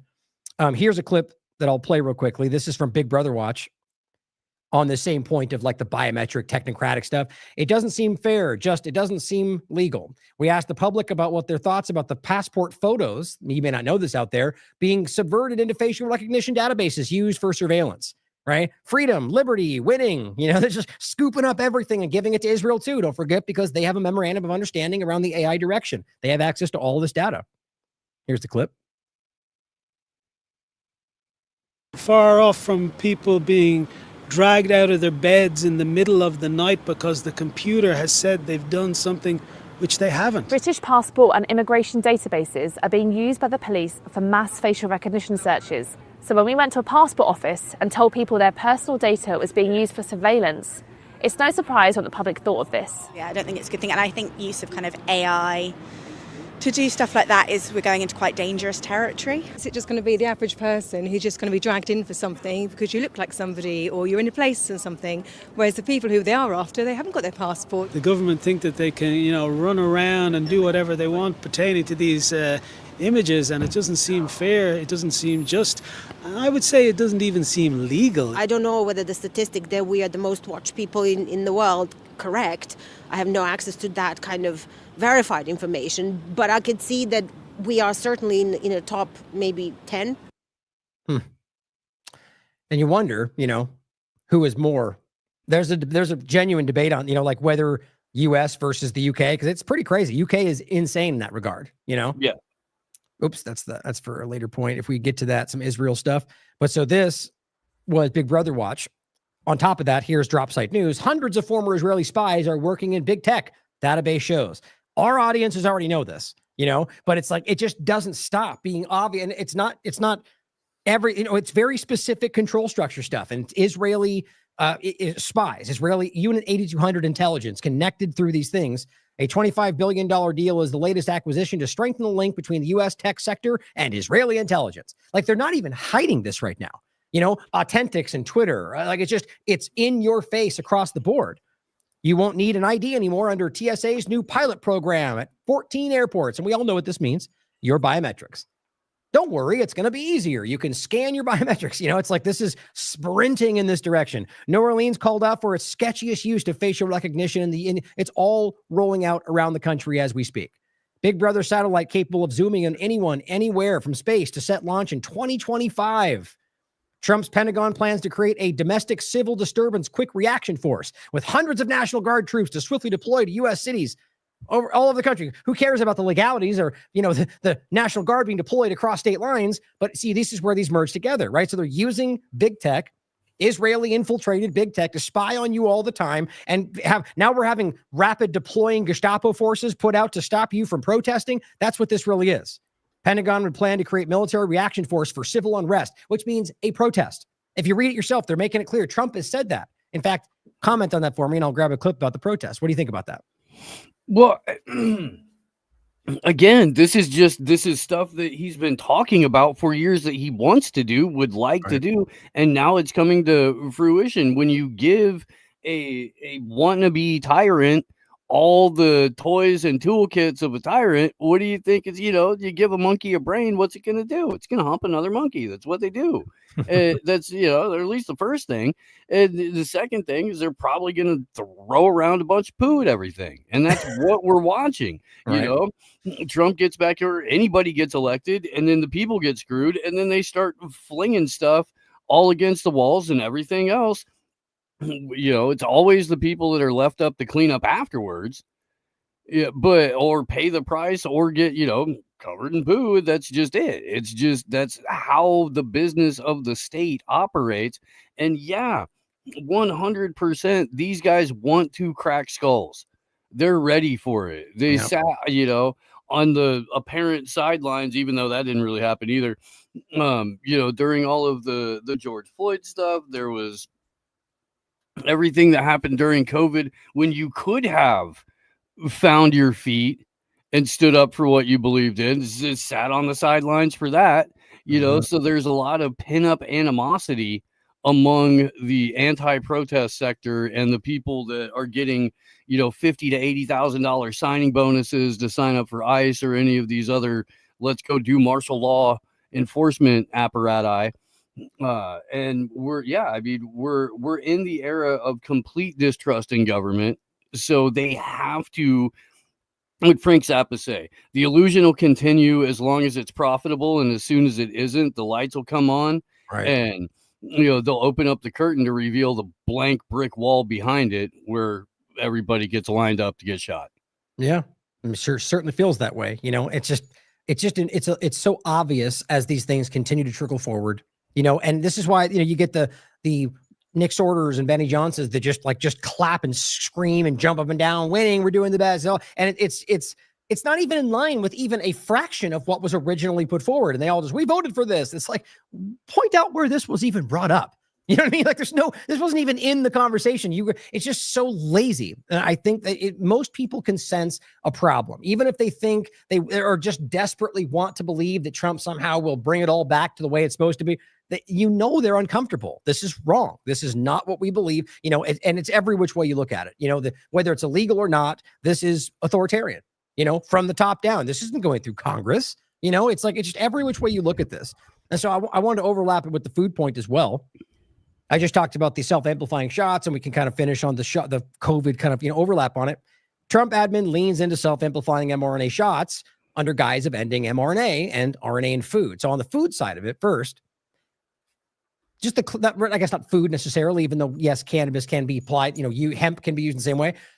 Somebody brought up the idea of, I guess quick breakdown. The reason I'm bringing that in association is in this part of the show, I go into removing food sources, or manipulating food sources to drive us into other things, like just the thought rather. And so one of the ways I'm looking at it is that this whole cannabis conversation interestingly fits into this because of what we talked about over the years of, GMO cannabis, which I've talked about many times. That company in Canada that got the first allowance to make GMO cannabis, and it was one that was trying to put pharmaceuticals in plants. So I've always been worried about what that would mean, and what we even know is what's even going on there. So this came out. It's Mario Knopfel and the rest saying Trump eyes marijuana and reclassification. And all it's really talking about at the end of the day is making it Schedule 3.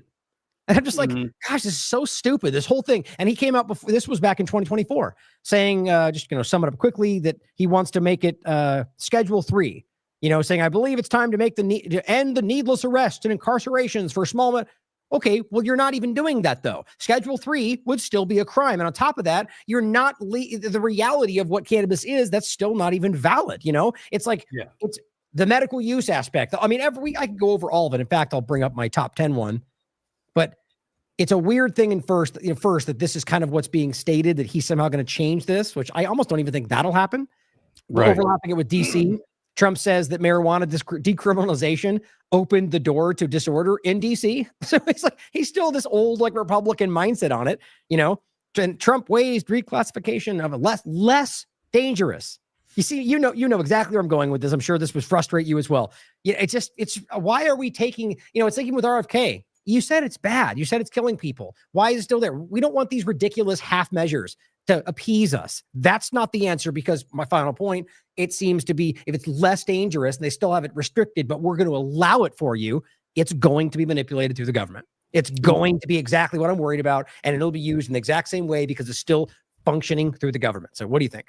I think you're absolutely correct. And I'm going to give another truncated answer because my delivery guy is showing up right now. Oh, go ahead. I do have to go take care of that. But no, this is solidifying corporate cannabis. It's solidifying hedge fund backed cannabis. And what it's going to do at a Schedule 3 is add more constrictions for how businesses operate, because then they'll have to comply within that, and people might have to re-register their businesses. They might not have the funds for it, depending on what the squeeze is on it. And so you'll just see the consolidation of corporate cannabis. And then I'll be back in like a minute and a half or something like that. Go for it. Yeah, it's frustrating. It's we talked about cannabis for so long. Oh, did I even bring that up? Make sure you guys saw that too, in case you wanted to dive in further. And I've periodically gone into this in depth. This is where this site largely began, around cannabis law reform. I'm very passionate about this, and it has nothing to do. Oh, I shouldn't say nothing, but it's largely to do with the reality of the plant, the whole plant, the medicinal purposes. Blend it up and put it in a shake and drink it. That's the whole point that I'm saying to people when they go, "Oh, you just want to smoke cannabis." Yeah, that too, by the way, because liberty and all. The point is the lie around this. One of the biggest lies we've ever been told, because it connects to so many things. In many ways, our future has been stolen from us because of the important nature of cannabinoids.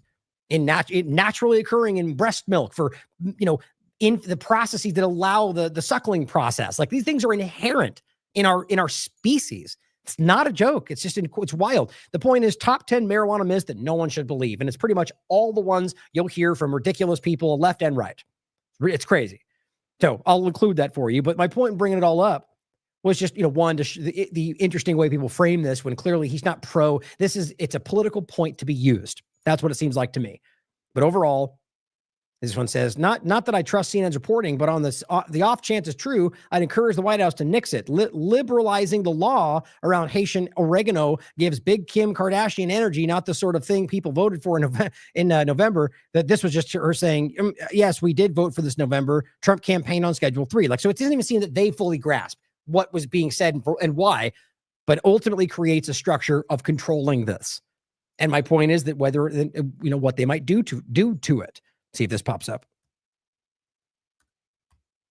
Yeah, this is an old article. I don't even remember if, this is from a long time ago. I wrote this in 2015. Cannabis may already be genetically modified.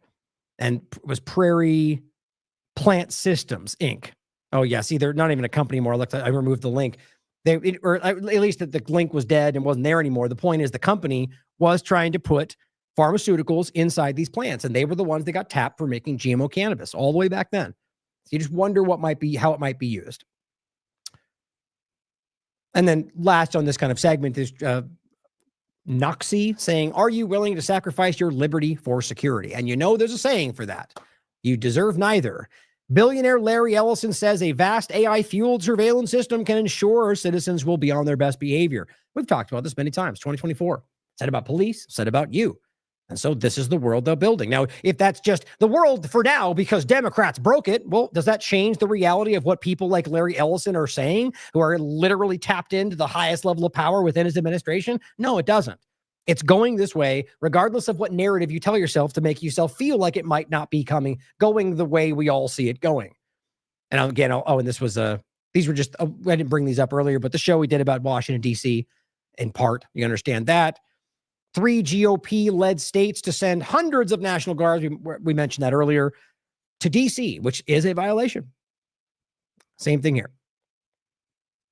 Now, what we were going to briefly just point out, I'll include in the show notes since it's here. I don't know if you guys see any more information on this, but we did see reports going around of bombings and explosions in Iran, and this somehow, Israel being responsible. I wasn't able to necessarily confirm that, but it is interesting that it's happening.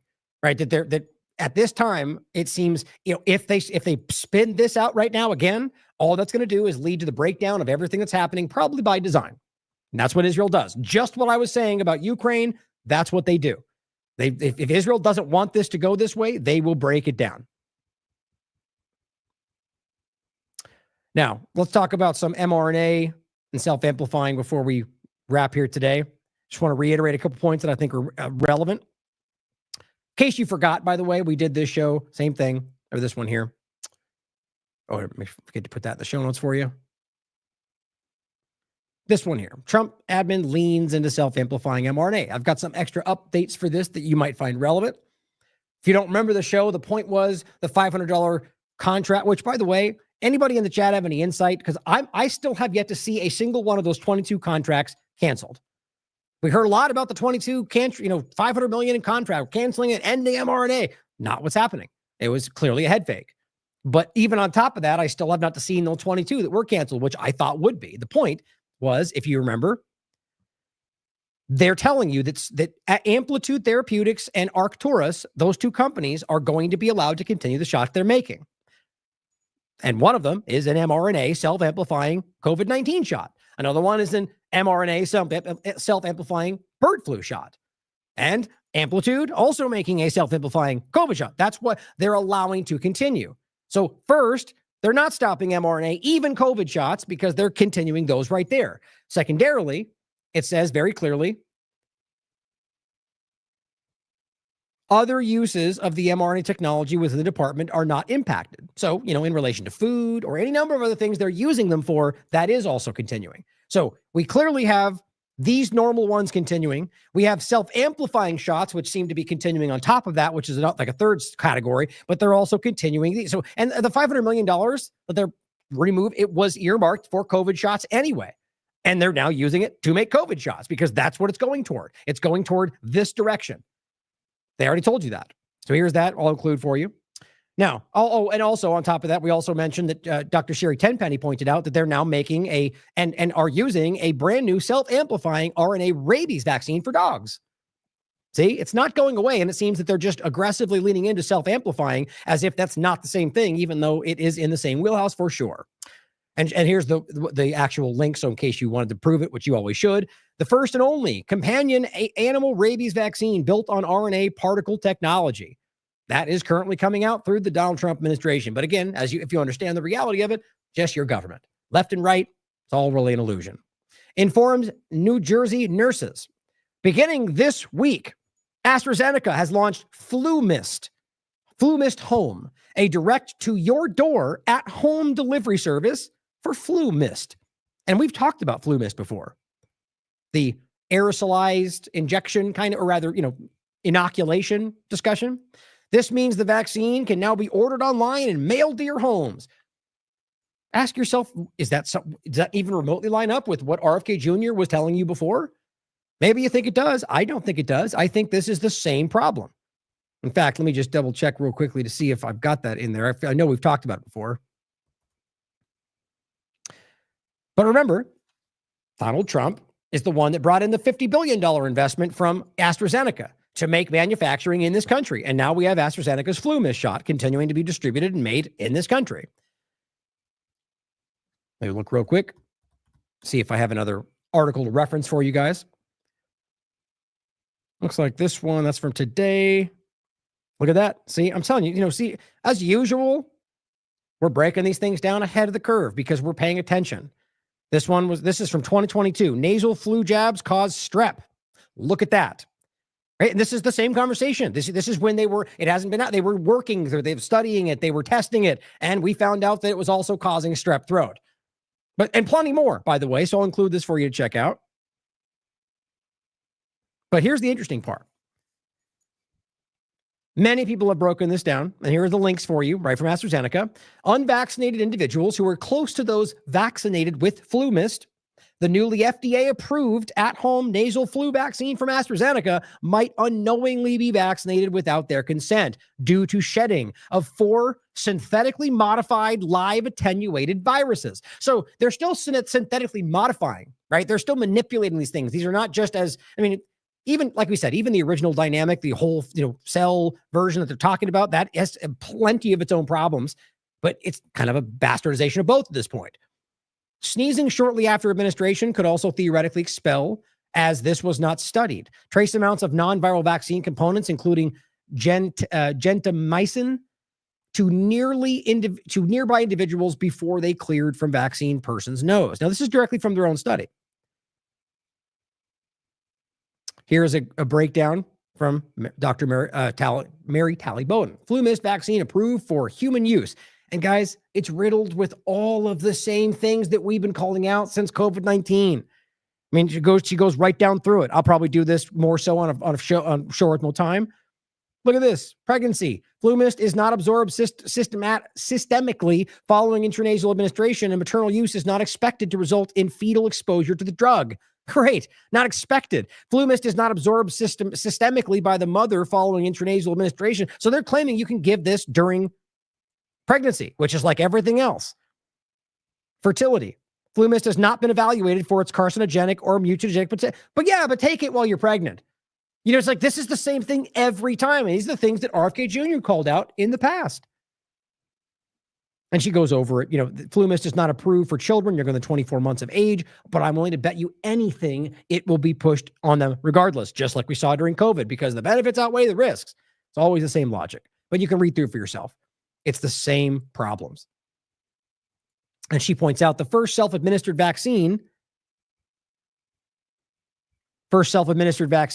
is a live flu virus being sent through the mail that the recipient can shed for at least 28 days.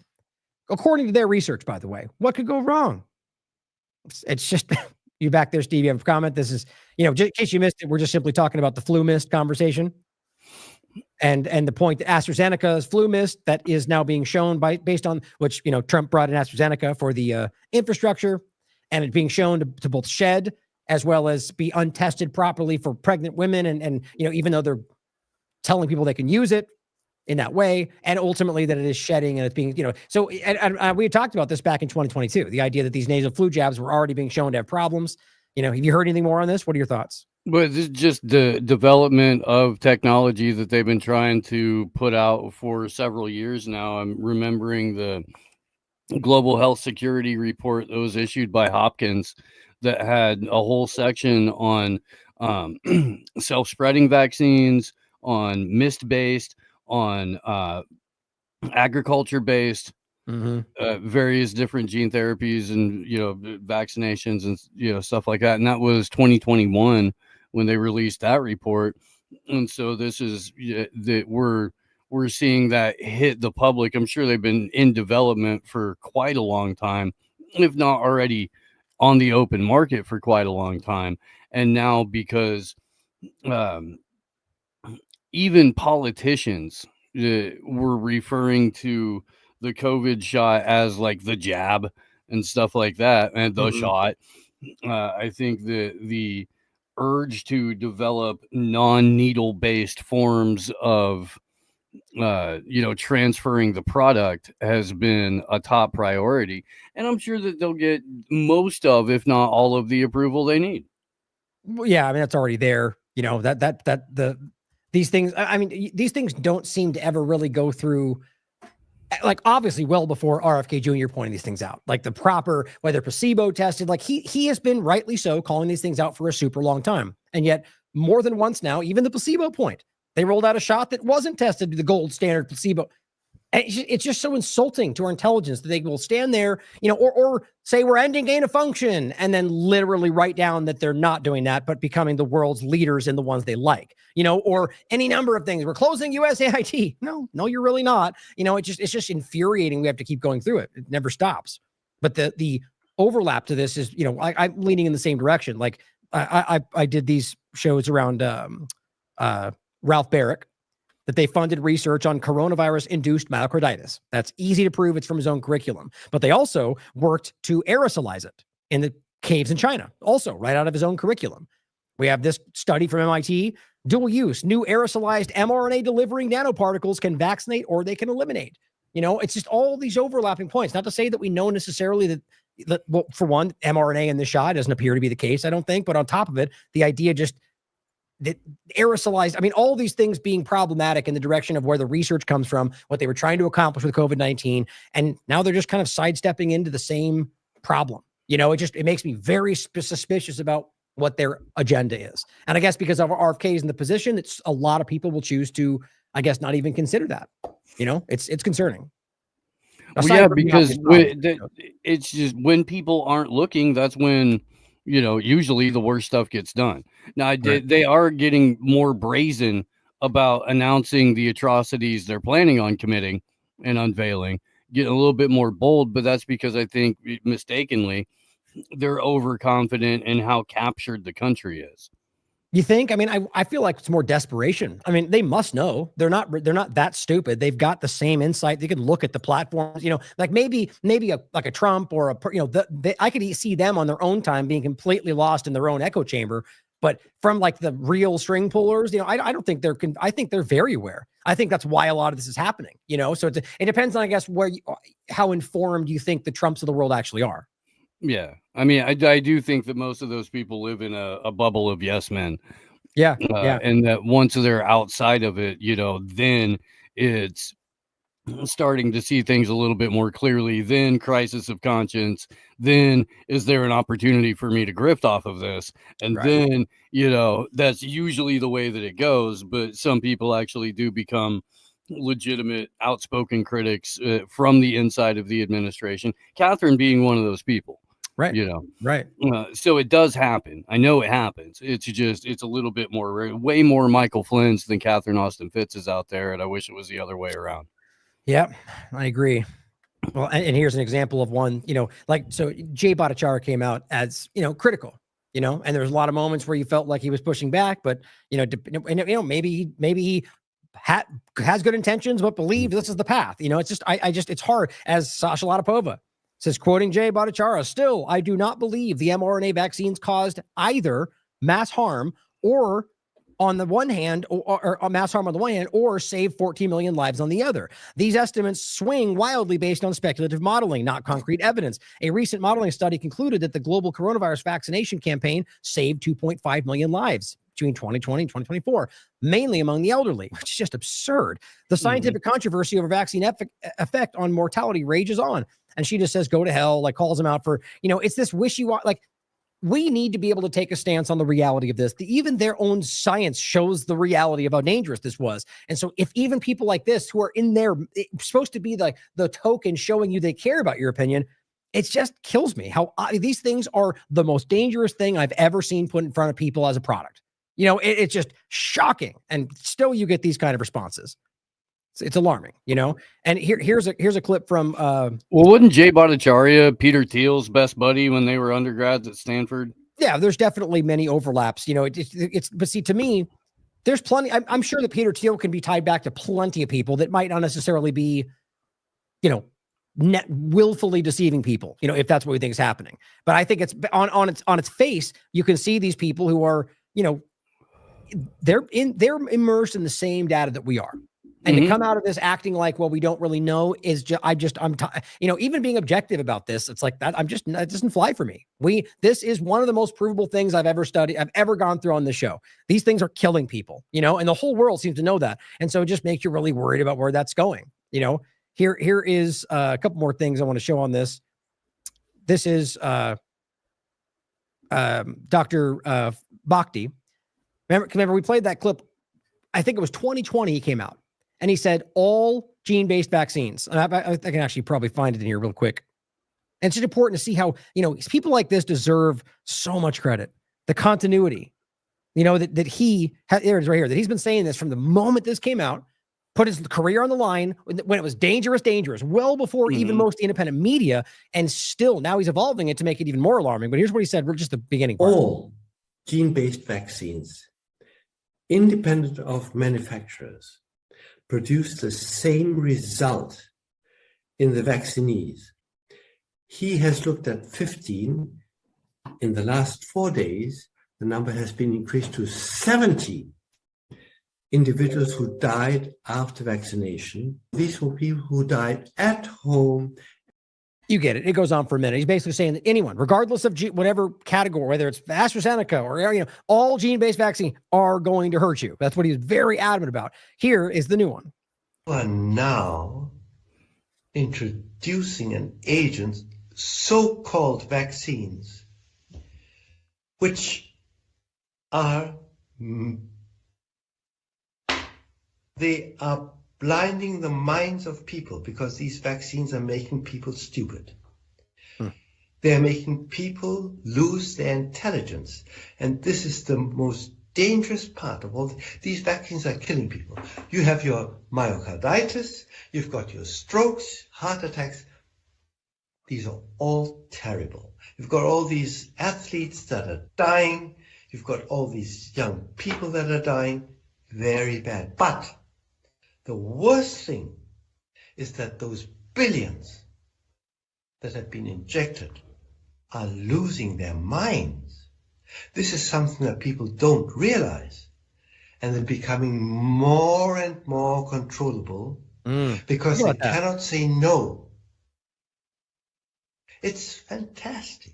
I mean, think about the argument. Someone like that, a scientist. That's like, and so this is not like from today, but it's just we haven't played it on the show before. It's what's his name?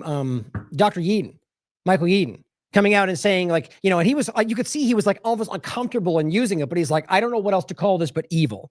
You know, because he sees the full picture and it's just like, wow, like somebody like that who, you know, goes into like, you know, something evil is not a scientific argument, you know, but it's just crazy for him to argue, you know, I'd like to talk to him again today. I should actually try to set that up with like where he now sees it. But the idea that like people are losing their cognitive ability to resist control. It's like, you know, is he arguing that that this is part of the design or just that they're through like now not resisting, they're becoming more pliable? You know, it's crazy. Anecdotally, when I was living in Vegas a few years ago, our neighbor, this old timer named Tommy, who was obviously a connected guy back in the day, obviously. He was talking to me and Teal one day about how the girl that he was with completely changed post-vaccination. Did you mean Teal? Pardon? Who'd you say? Teal? Yeah, Teal, who co-hosts Blunt Force with me on Mondays. Oh, got you. I thought, go ahead. Sorry. I thought you meant something else. Yeah, no, TEAL, like the color. Yeah. But he was saying that she went through like an entire personality change of like, you know, hobbies and things that she loved, she had no interest in. And, you know, she acting like a little irrationally at first and then increasingly irrationally. And I mean, just really did go through a mental and emotional shift right on the other side of it, to the point to where like they wound up ending their relationship. And you know, they'd been together for like 8 years or something like that. And I know that's not the only person, because again, anecdotally, you know, I've heard similar stories from a handful of other people, and then I've read stories about whatever people think long COVID is seriously affected people on a mental level and an emotional level and even a cognitive processing level. God, it's so crazy. You know, it's like that's why Catherine calls it the great poisoning. And it's not just about the shots either. You know, it's like, it's just so this is why people have such a hard time, even if they see the evidence and agree with you, of like fully accepting the breadth of what that shows. You know, like that's terrifying. You know what I mean? Like the reality of what that shows you is that your government hates you, or at the very least is has so little concern about you or your life or your families that they're willing to just do whatever they can, you know, and that they're doing, or even worse, that they're doing this as a deliberate experiment to try to manipulate you into being some kind of passive, mindless automaton. You know, it's unnerving, you know, and to see what's doing that one example of somebody who just becomes a different person. It's just, you know, how do you even fight something like that? You know, especially when we're getting into the world of what we're talking about, of the self-amplifying shots, the self-spreading shots. And again, for those that are, you know, don't know this, these are real things. They've been studying this and working on stuff like this for a very long time. And, you know, the idea of that, or even going into the nanotech or neuroscience, it's like, this is like I always say, this is the stuff that truly keeps me up at night. You know, like the body of that and what you do against that, like, especially since I kind of already think we're there. I don't know. I really don't know, but we should certainly keep talking about it. I think on a level we're there, but I don't think that the performance of the technology is anywhere near 50 to 75% of what they would like it to perform at. That's why we're being tested. Yeah, well, yeah. And the last, 5 years have definitely been a test phase. Yeah, way back at the beginning of the lockdown, I was calling it live fire exercise. Right. And because it had all of the hallmarks of one to me, and that's what it felt like, especially with the military type rollout of warp speed and everything that happened going forward with that. It really did look to me like it was a live fire exercise. And that's kind of what we're seeing play out with all of the chips, and then all of the tracking and biometric identification. It doesn't, we know this, we talked about this forever. Facial recognition is horrendously unreliable, right? Especially if you're Black or if you're Asian. Yep. Tremendously unreliable technology. So it's not like they really can deploy it at scale with effectiveness, but they can deploy it at scale as a fear amplifier and as a control amplifier, and then leave it up to whomever to battle it out in court down the road if somebody's misidentified. Yeah. I mean, and this is why I feel more and more, it makes more sense, the idea that there was multiple things happening simultaneously. You know, control groups and different parts of it, because there really were. I mean, even just the idea of the different shots themselves, you know, like that itself could be the difference on these, and each one meant to, you know, it's so easy to dismiss these things as something that's not possible. I mean, look, the history of that, every point of that, whether they're willing to experiment on you, obvious.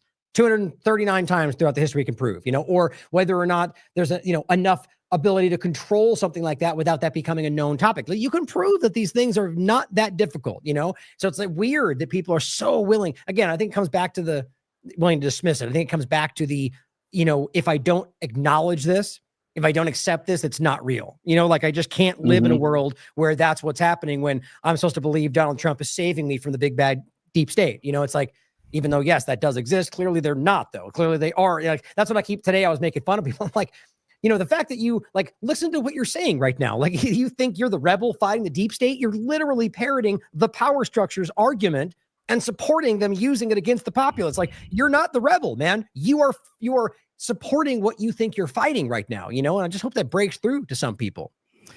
But slowly. What's that? Slowly? I said slowly, but I think so. Yeah.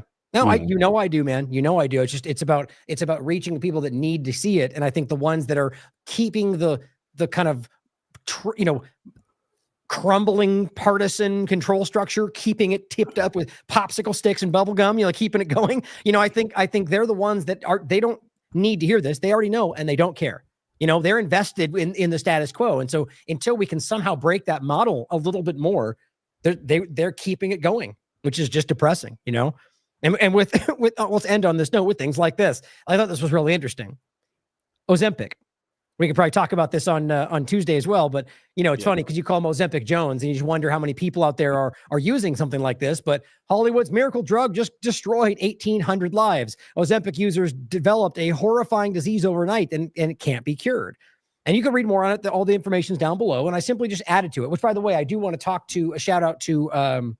Oh, was that me playing in the background? Was that you? No, that was. I'm sorry, I got that. Didn't realize that volume was on that. Hold on one second. Let me do this. Is the Zoe Smith. I just want to make sure I got. For somebody can remember her last name. Zoe Smith and we've interviewed her more than once. You know, the medical kill thrill cult.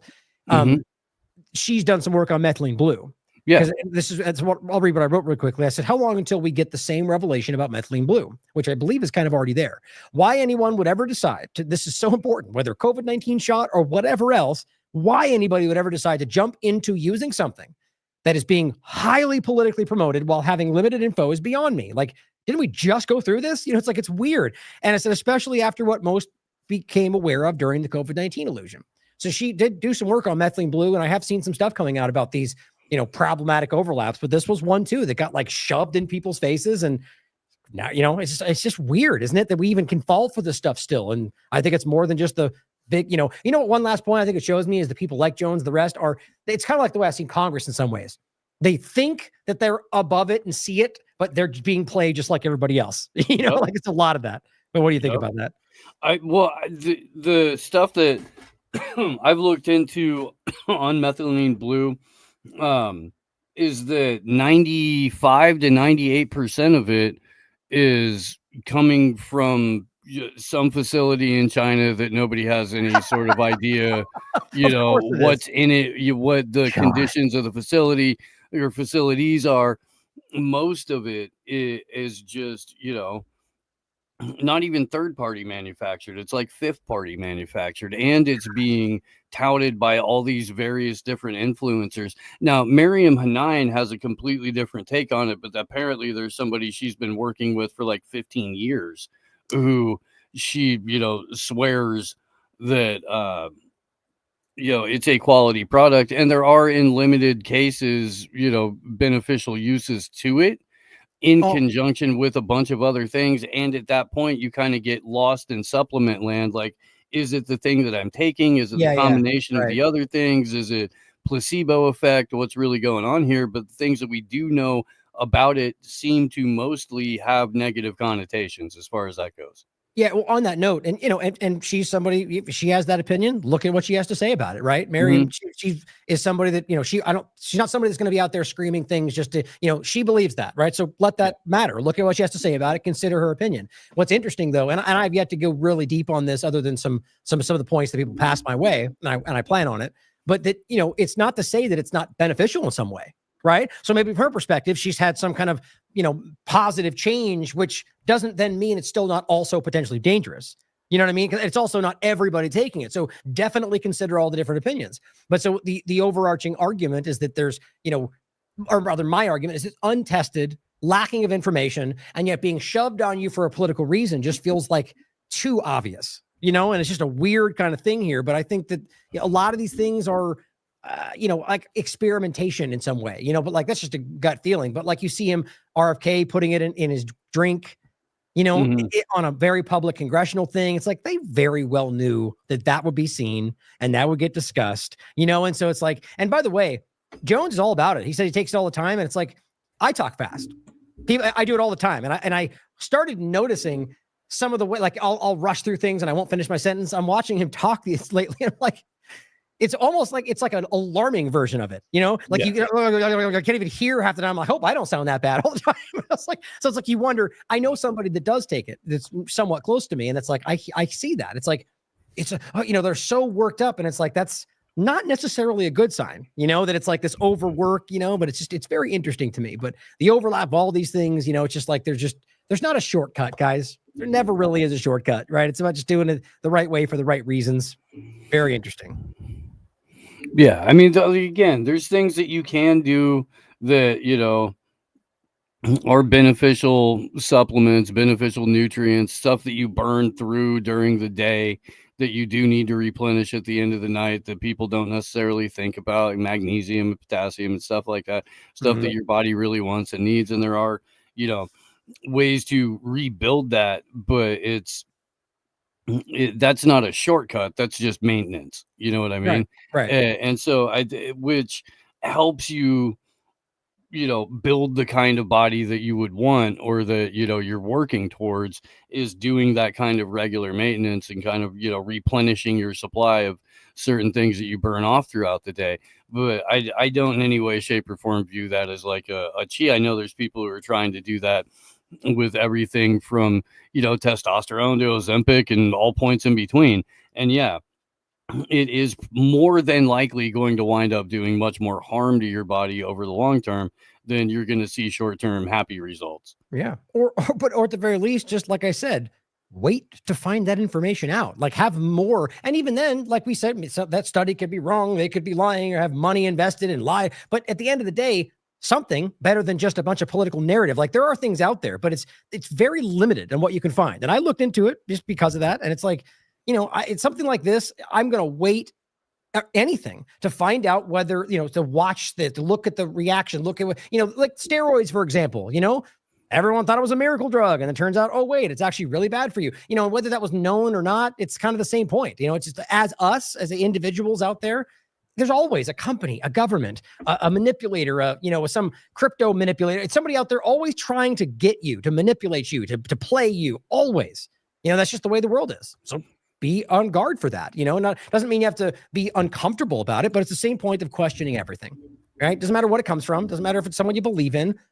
Look at it skeptically in a normal sense of way. Like, not like, I think it's hard. People think like that somehow makes you like, it's not the same as dismissing everything, right? You're just going through your day and things pop up and you go, could that be wrong? Sure, possible. It's like, it's normal. It's like, it's weird how we've been trained away from like the most basic level of objectivity.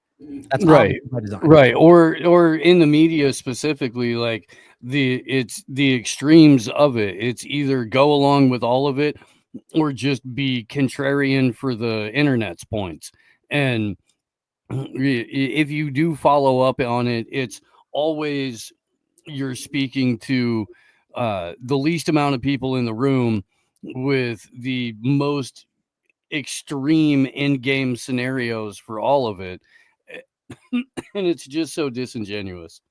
Yeah, that's the best word for it from a lot of this stuff right now. It's just, there's so many people out there who are screaming about what they want, and you can just sense it. It's the same thing I said about Elon Musk, by the way, or when you watch Stephen Miller talk about anything. It's you can just see the lazy, blithe nature of everything he's saying. He doesn't believe anything. So you can just tell he's saying what he thinks you want to hear, and it almost gleams in his eyes. It's so obvious. And Elon Musk did the same thing. Went out there and, that's why it was almost hard to watch when he's out there on stage playing the MAGA. It's like he doesn't, you can tell. Look at what he's doing now. Look at the weird shift right away. I'm not even saying he believes that now. Question what these people are doing. They're using your momentum and your opinions because they need you, and the team sport politics influencers. That's everything. These billionaires need you for plenty of things, but not everything. They're billionaires. These team sport manipulators, their whole world gravitates around whether they can keep you thinking that they're on the right team. It's just, it is disingenuous every which way you cut it. But that's why you're all here, though. You want people that, whether right or wrong, and, look, our track record speaks for itself. We're very clearly been above almost, we get the story right very clearly. And if ever there's a time it's wrong, we talk about that, we correct it. But the point is just, the consistency, right? The doing things for the right reasons, following through, sticking to your principles, today more than ever, man. And I think everybody out there, that's why you're here, because there are people that are, that care about that more than anything, and that's both of us here. That's the IMA. That's the people we try to overlap. But one last thing on the way out is interesting. Somebody reached out to me and asked about, what was it? The round table, I guess, that was funded by Brock Pierce or something like that. It's some random company. And they were like, is the IMA funded by Roundtable because that logo is being used on your things? And I'm like, first of all, no, it's not. There's nowhere is this little sun logo. I looked it up. Is that anywhere on what we're doing? And how many times there's no funding mechanism. We're very adamant for things just like that, because now we don't fall into those traps of people trying to pretend like we're because that's what will happen. They'll try to sabotage the genuine nature of just trying to report things for no return benefit other than just you guys supporting what we're doing, but just wanted to say that on the way out, be on guard, because look, the IMA is important right now. And it is making it influences. It's making it's showing information in ways that gets across to people far more than our individual platforms, it seems. So be ready. People are going to come at it just like they did around the last selection process. When they're weak, they lash out. That's what's happening right now. Yep. But since you're here today, and I'm wrapping up. Anything you want to shout out on the way out? Let's see. We're gonna have Greg Reese on AM Wake Up tomorrow. That'll be a fun conversation. Good things coming up throughout the week. Of course, you're in every Tuesday. Who else? Taylor Hudak is coming back soon. And everybody's in there quoting Zappa now. But no, man, thanks for having me on. I appreciate all of it. And if you guys are unfamiliar, AM Wake Up streams Monday through Thursday, 7 a.m. to 10 a.m. on the West Coast, on Rumble, Odyssey, Substack now, through the INN network on Twitter, BitChute, all kinds of places. Go check it out. Yeah, well, I'm glad you're having Taylor on too. She's still doing great work. Just as always, we've had to pull back from just about everything, as from but we are seeing some positive momentum. By the way, for those out there, getting back to some more Robert writing, Taylor interviews or writing, or all the things that we are slowly inching our way back to where we were. Oh, I should pitch Third Eye Carnival too. So October 17th through 19th, El Paso, Texas. Whole bunch of local live music and some live podcasts. Michael Graves, who fronted the Misfits for a number of years, is going to play on Saturday. Should be a very, very, very good time. You can go to thirdeyecarnival.com for more information on that and tickets. Nice. And then if I'm free, maybe I'll pop in tomorrow and say hi. But if I don't, let him know that I bought that book. I bought the Dream yoga book. Oh, okay. And I'm trying to it's weird, funny, weird side note. I haven't even opened it yet. I'm planning on reading it, but since I bought it, I've had like a dream every night for like the last week. I don't even know how that makes sense, but it's just funny that it's like what a weird kind of synergistic thing. But I just let him know that I'm interested. I wanted to talk to him about that in the future. We have, I think, something being set up as well. But I'm looking forward to his chat because he's really breaking down some good info. I just played his recent 5-minute clip about the what is it called? Police state for your safety clip. It's a good clip. Good little mini doc. He just did a podcast with Aaron and Melissa Dykes from TrueStream too. Nice. Yeah, they're prolific right now. Like the last so many couple, they like at least now they're suddenly in my feed. Maybe that's what's different. But like they're just making great points about things right now. Like they've been doing this for so long, so longer than most. And they're right. Like they put this clip out about something, and it's just like so. We're all in this.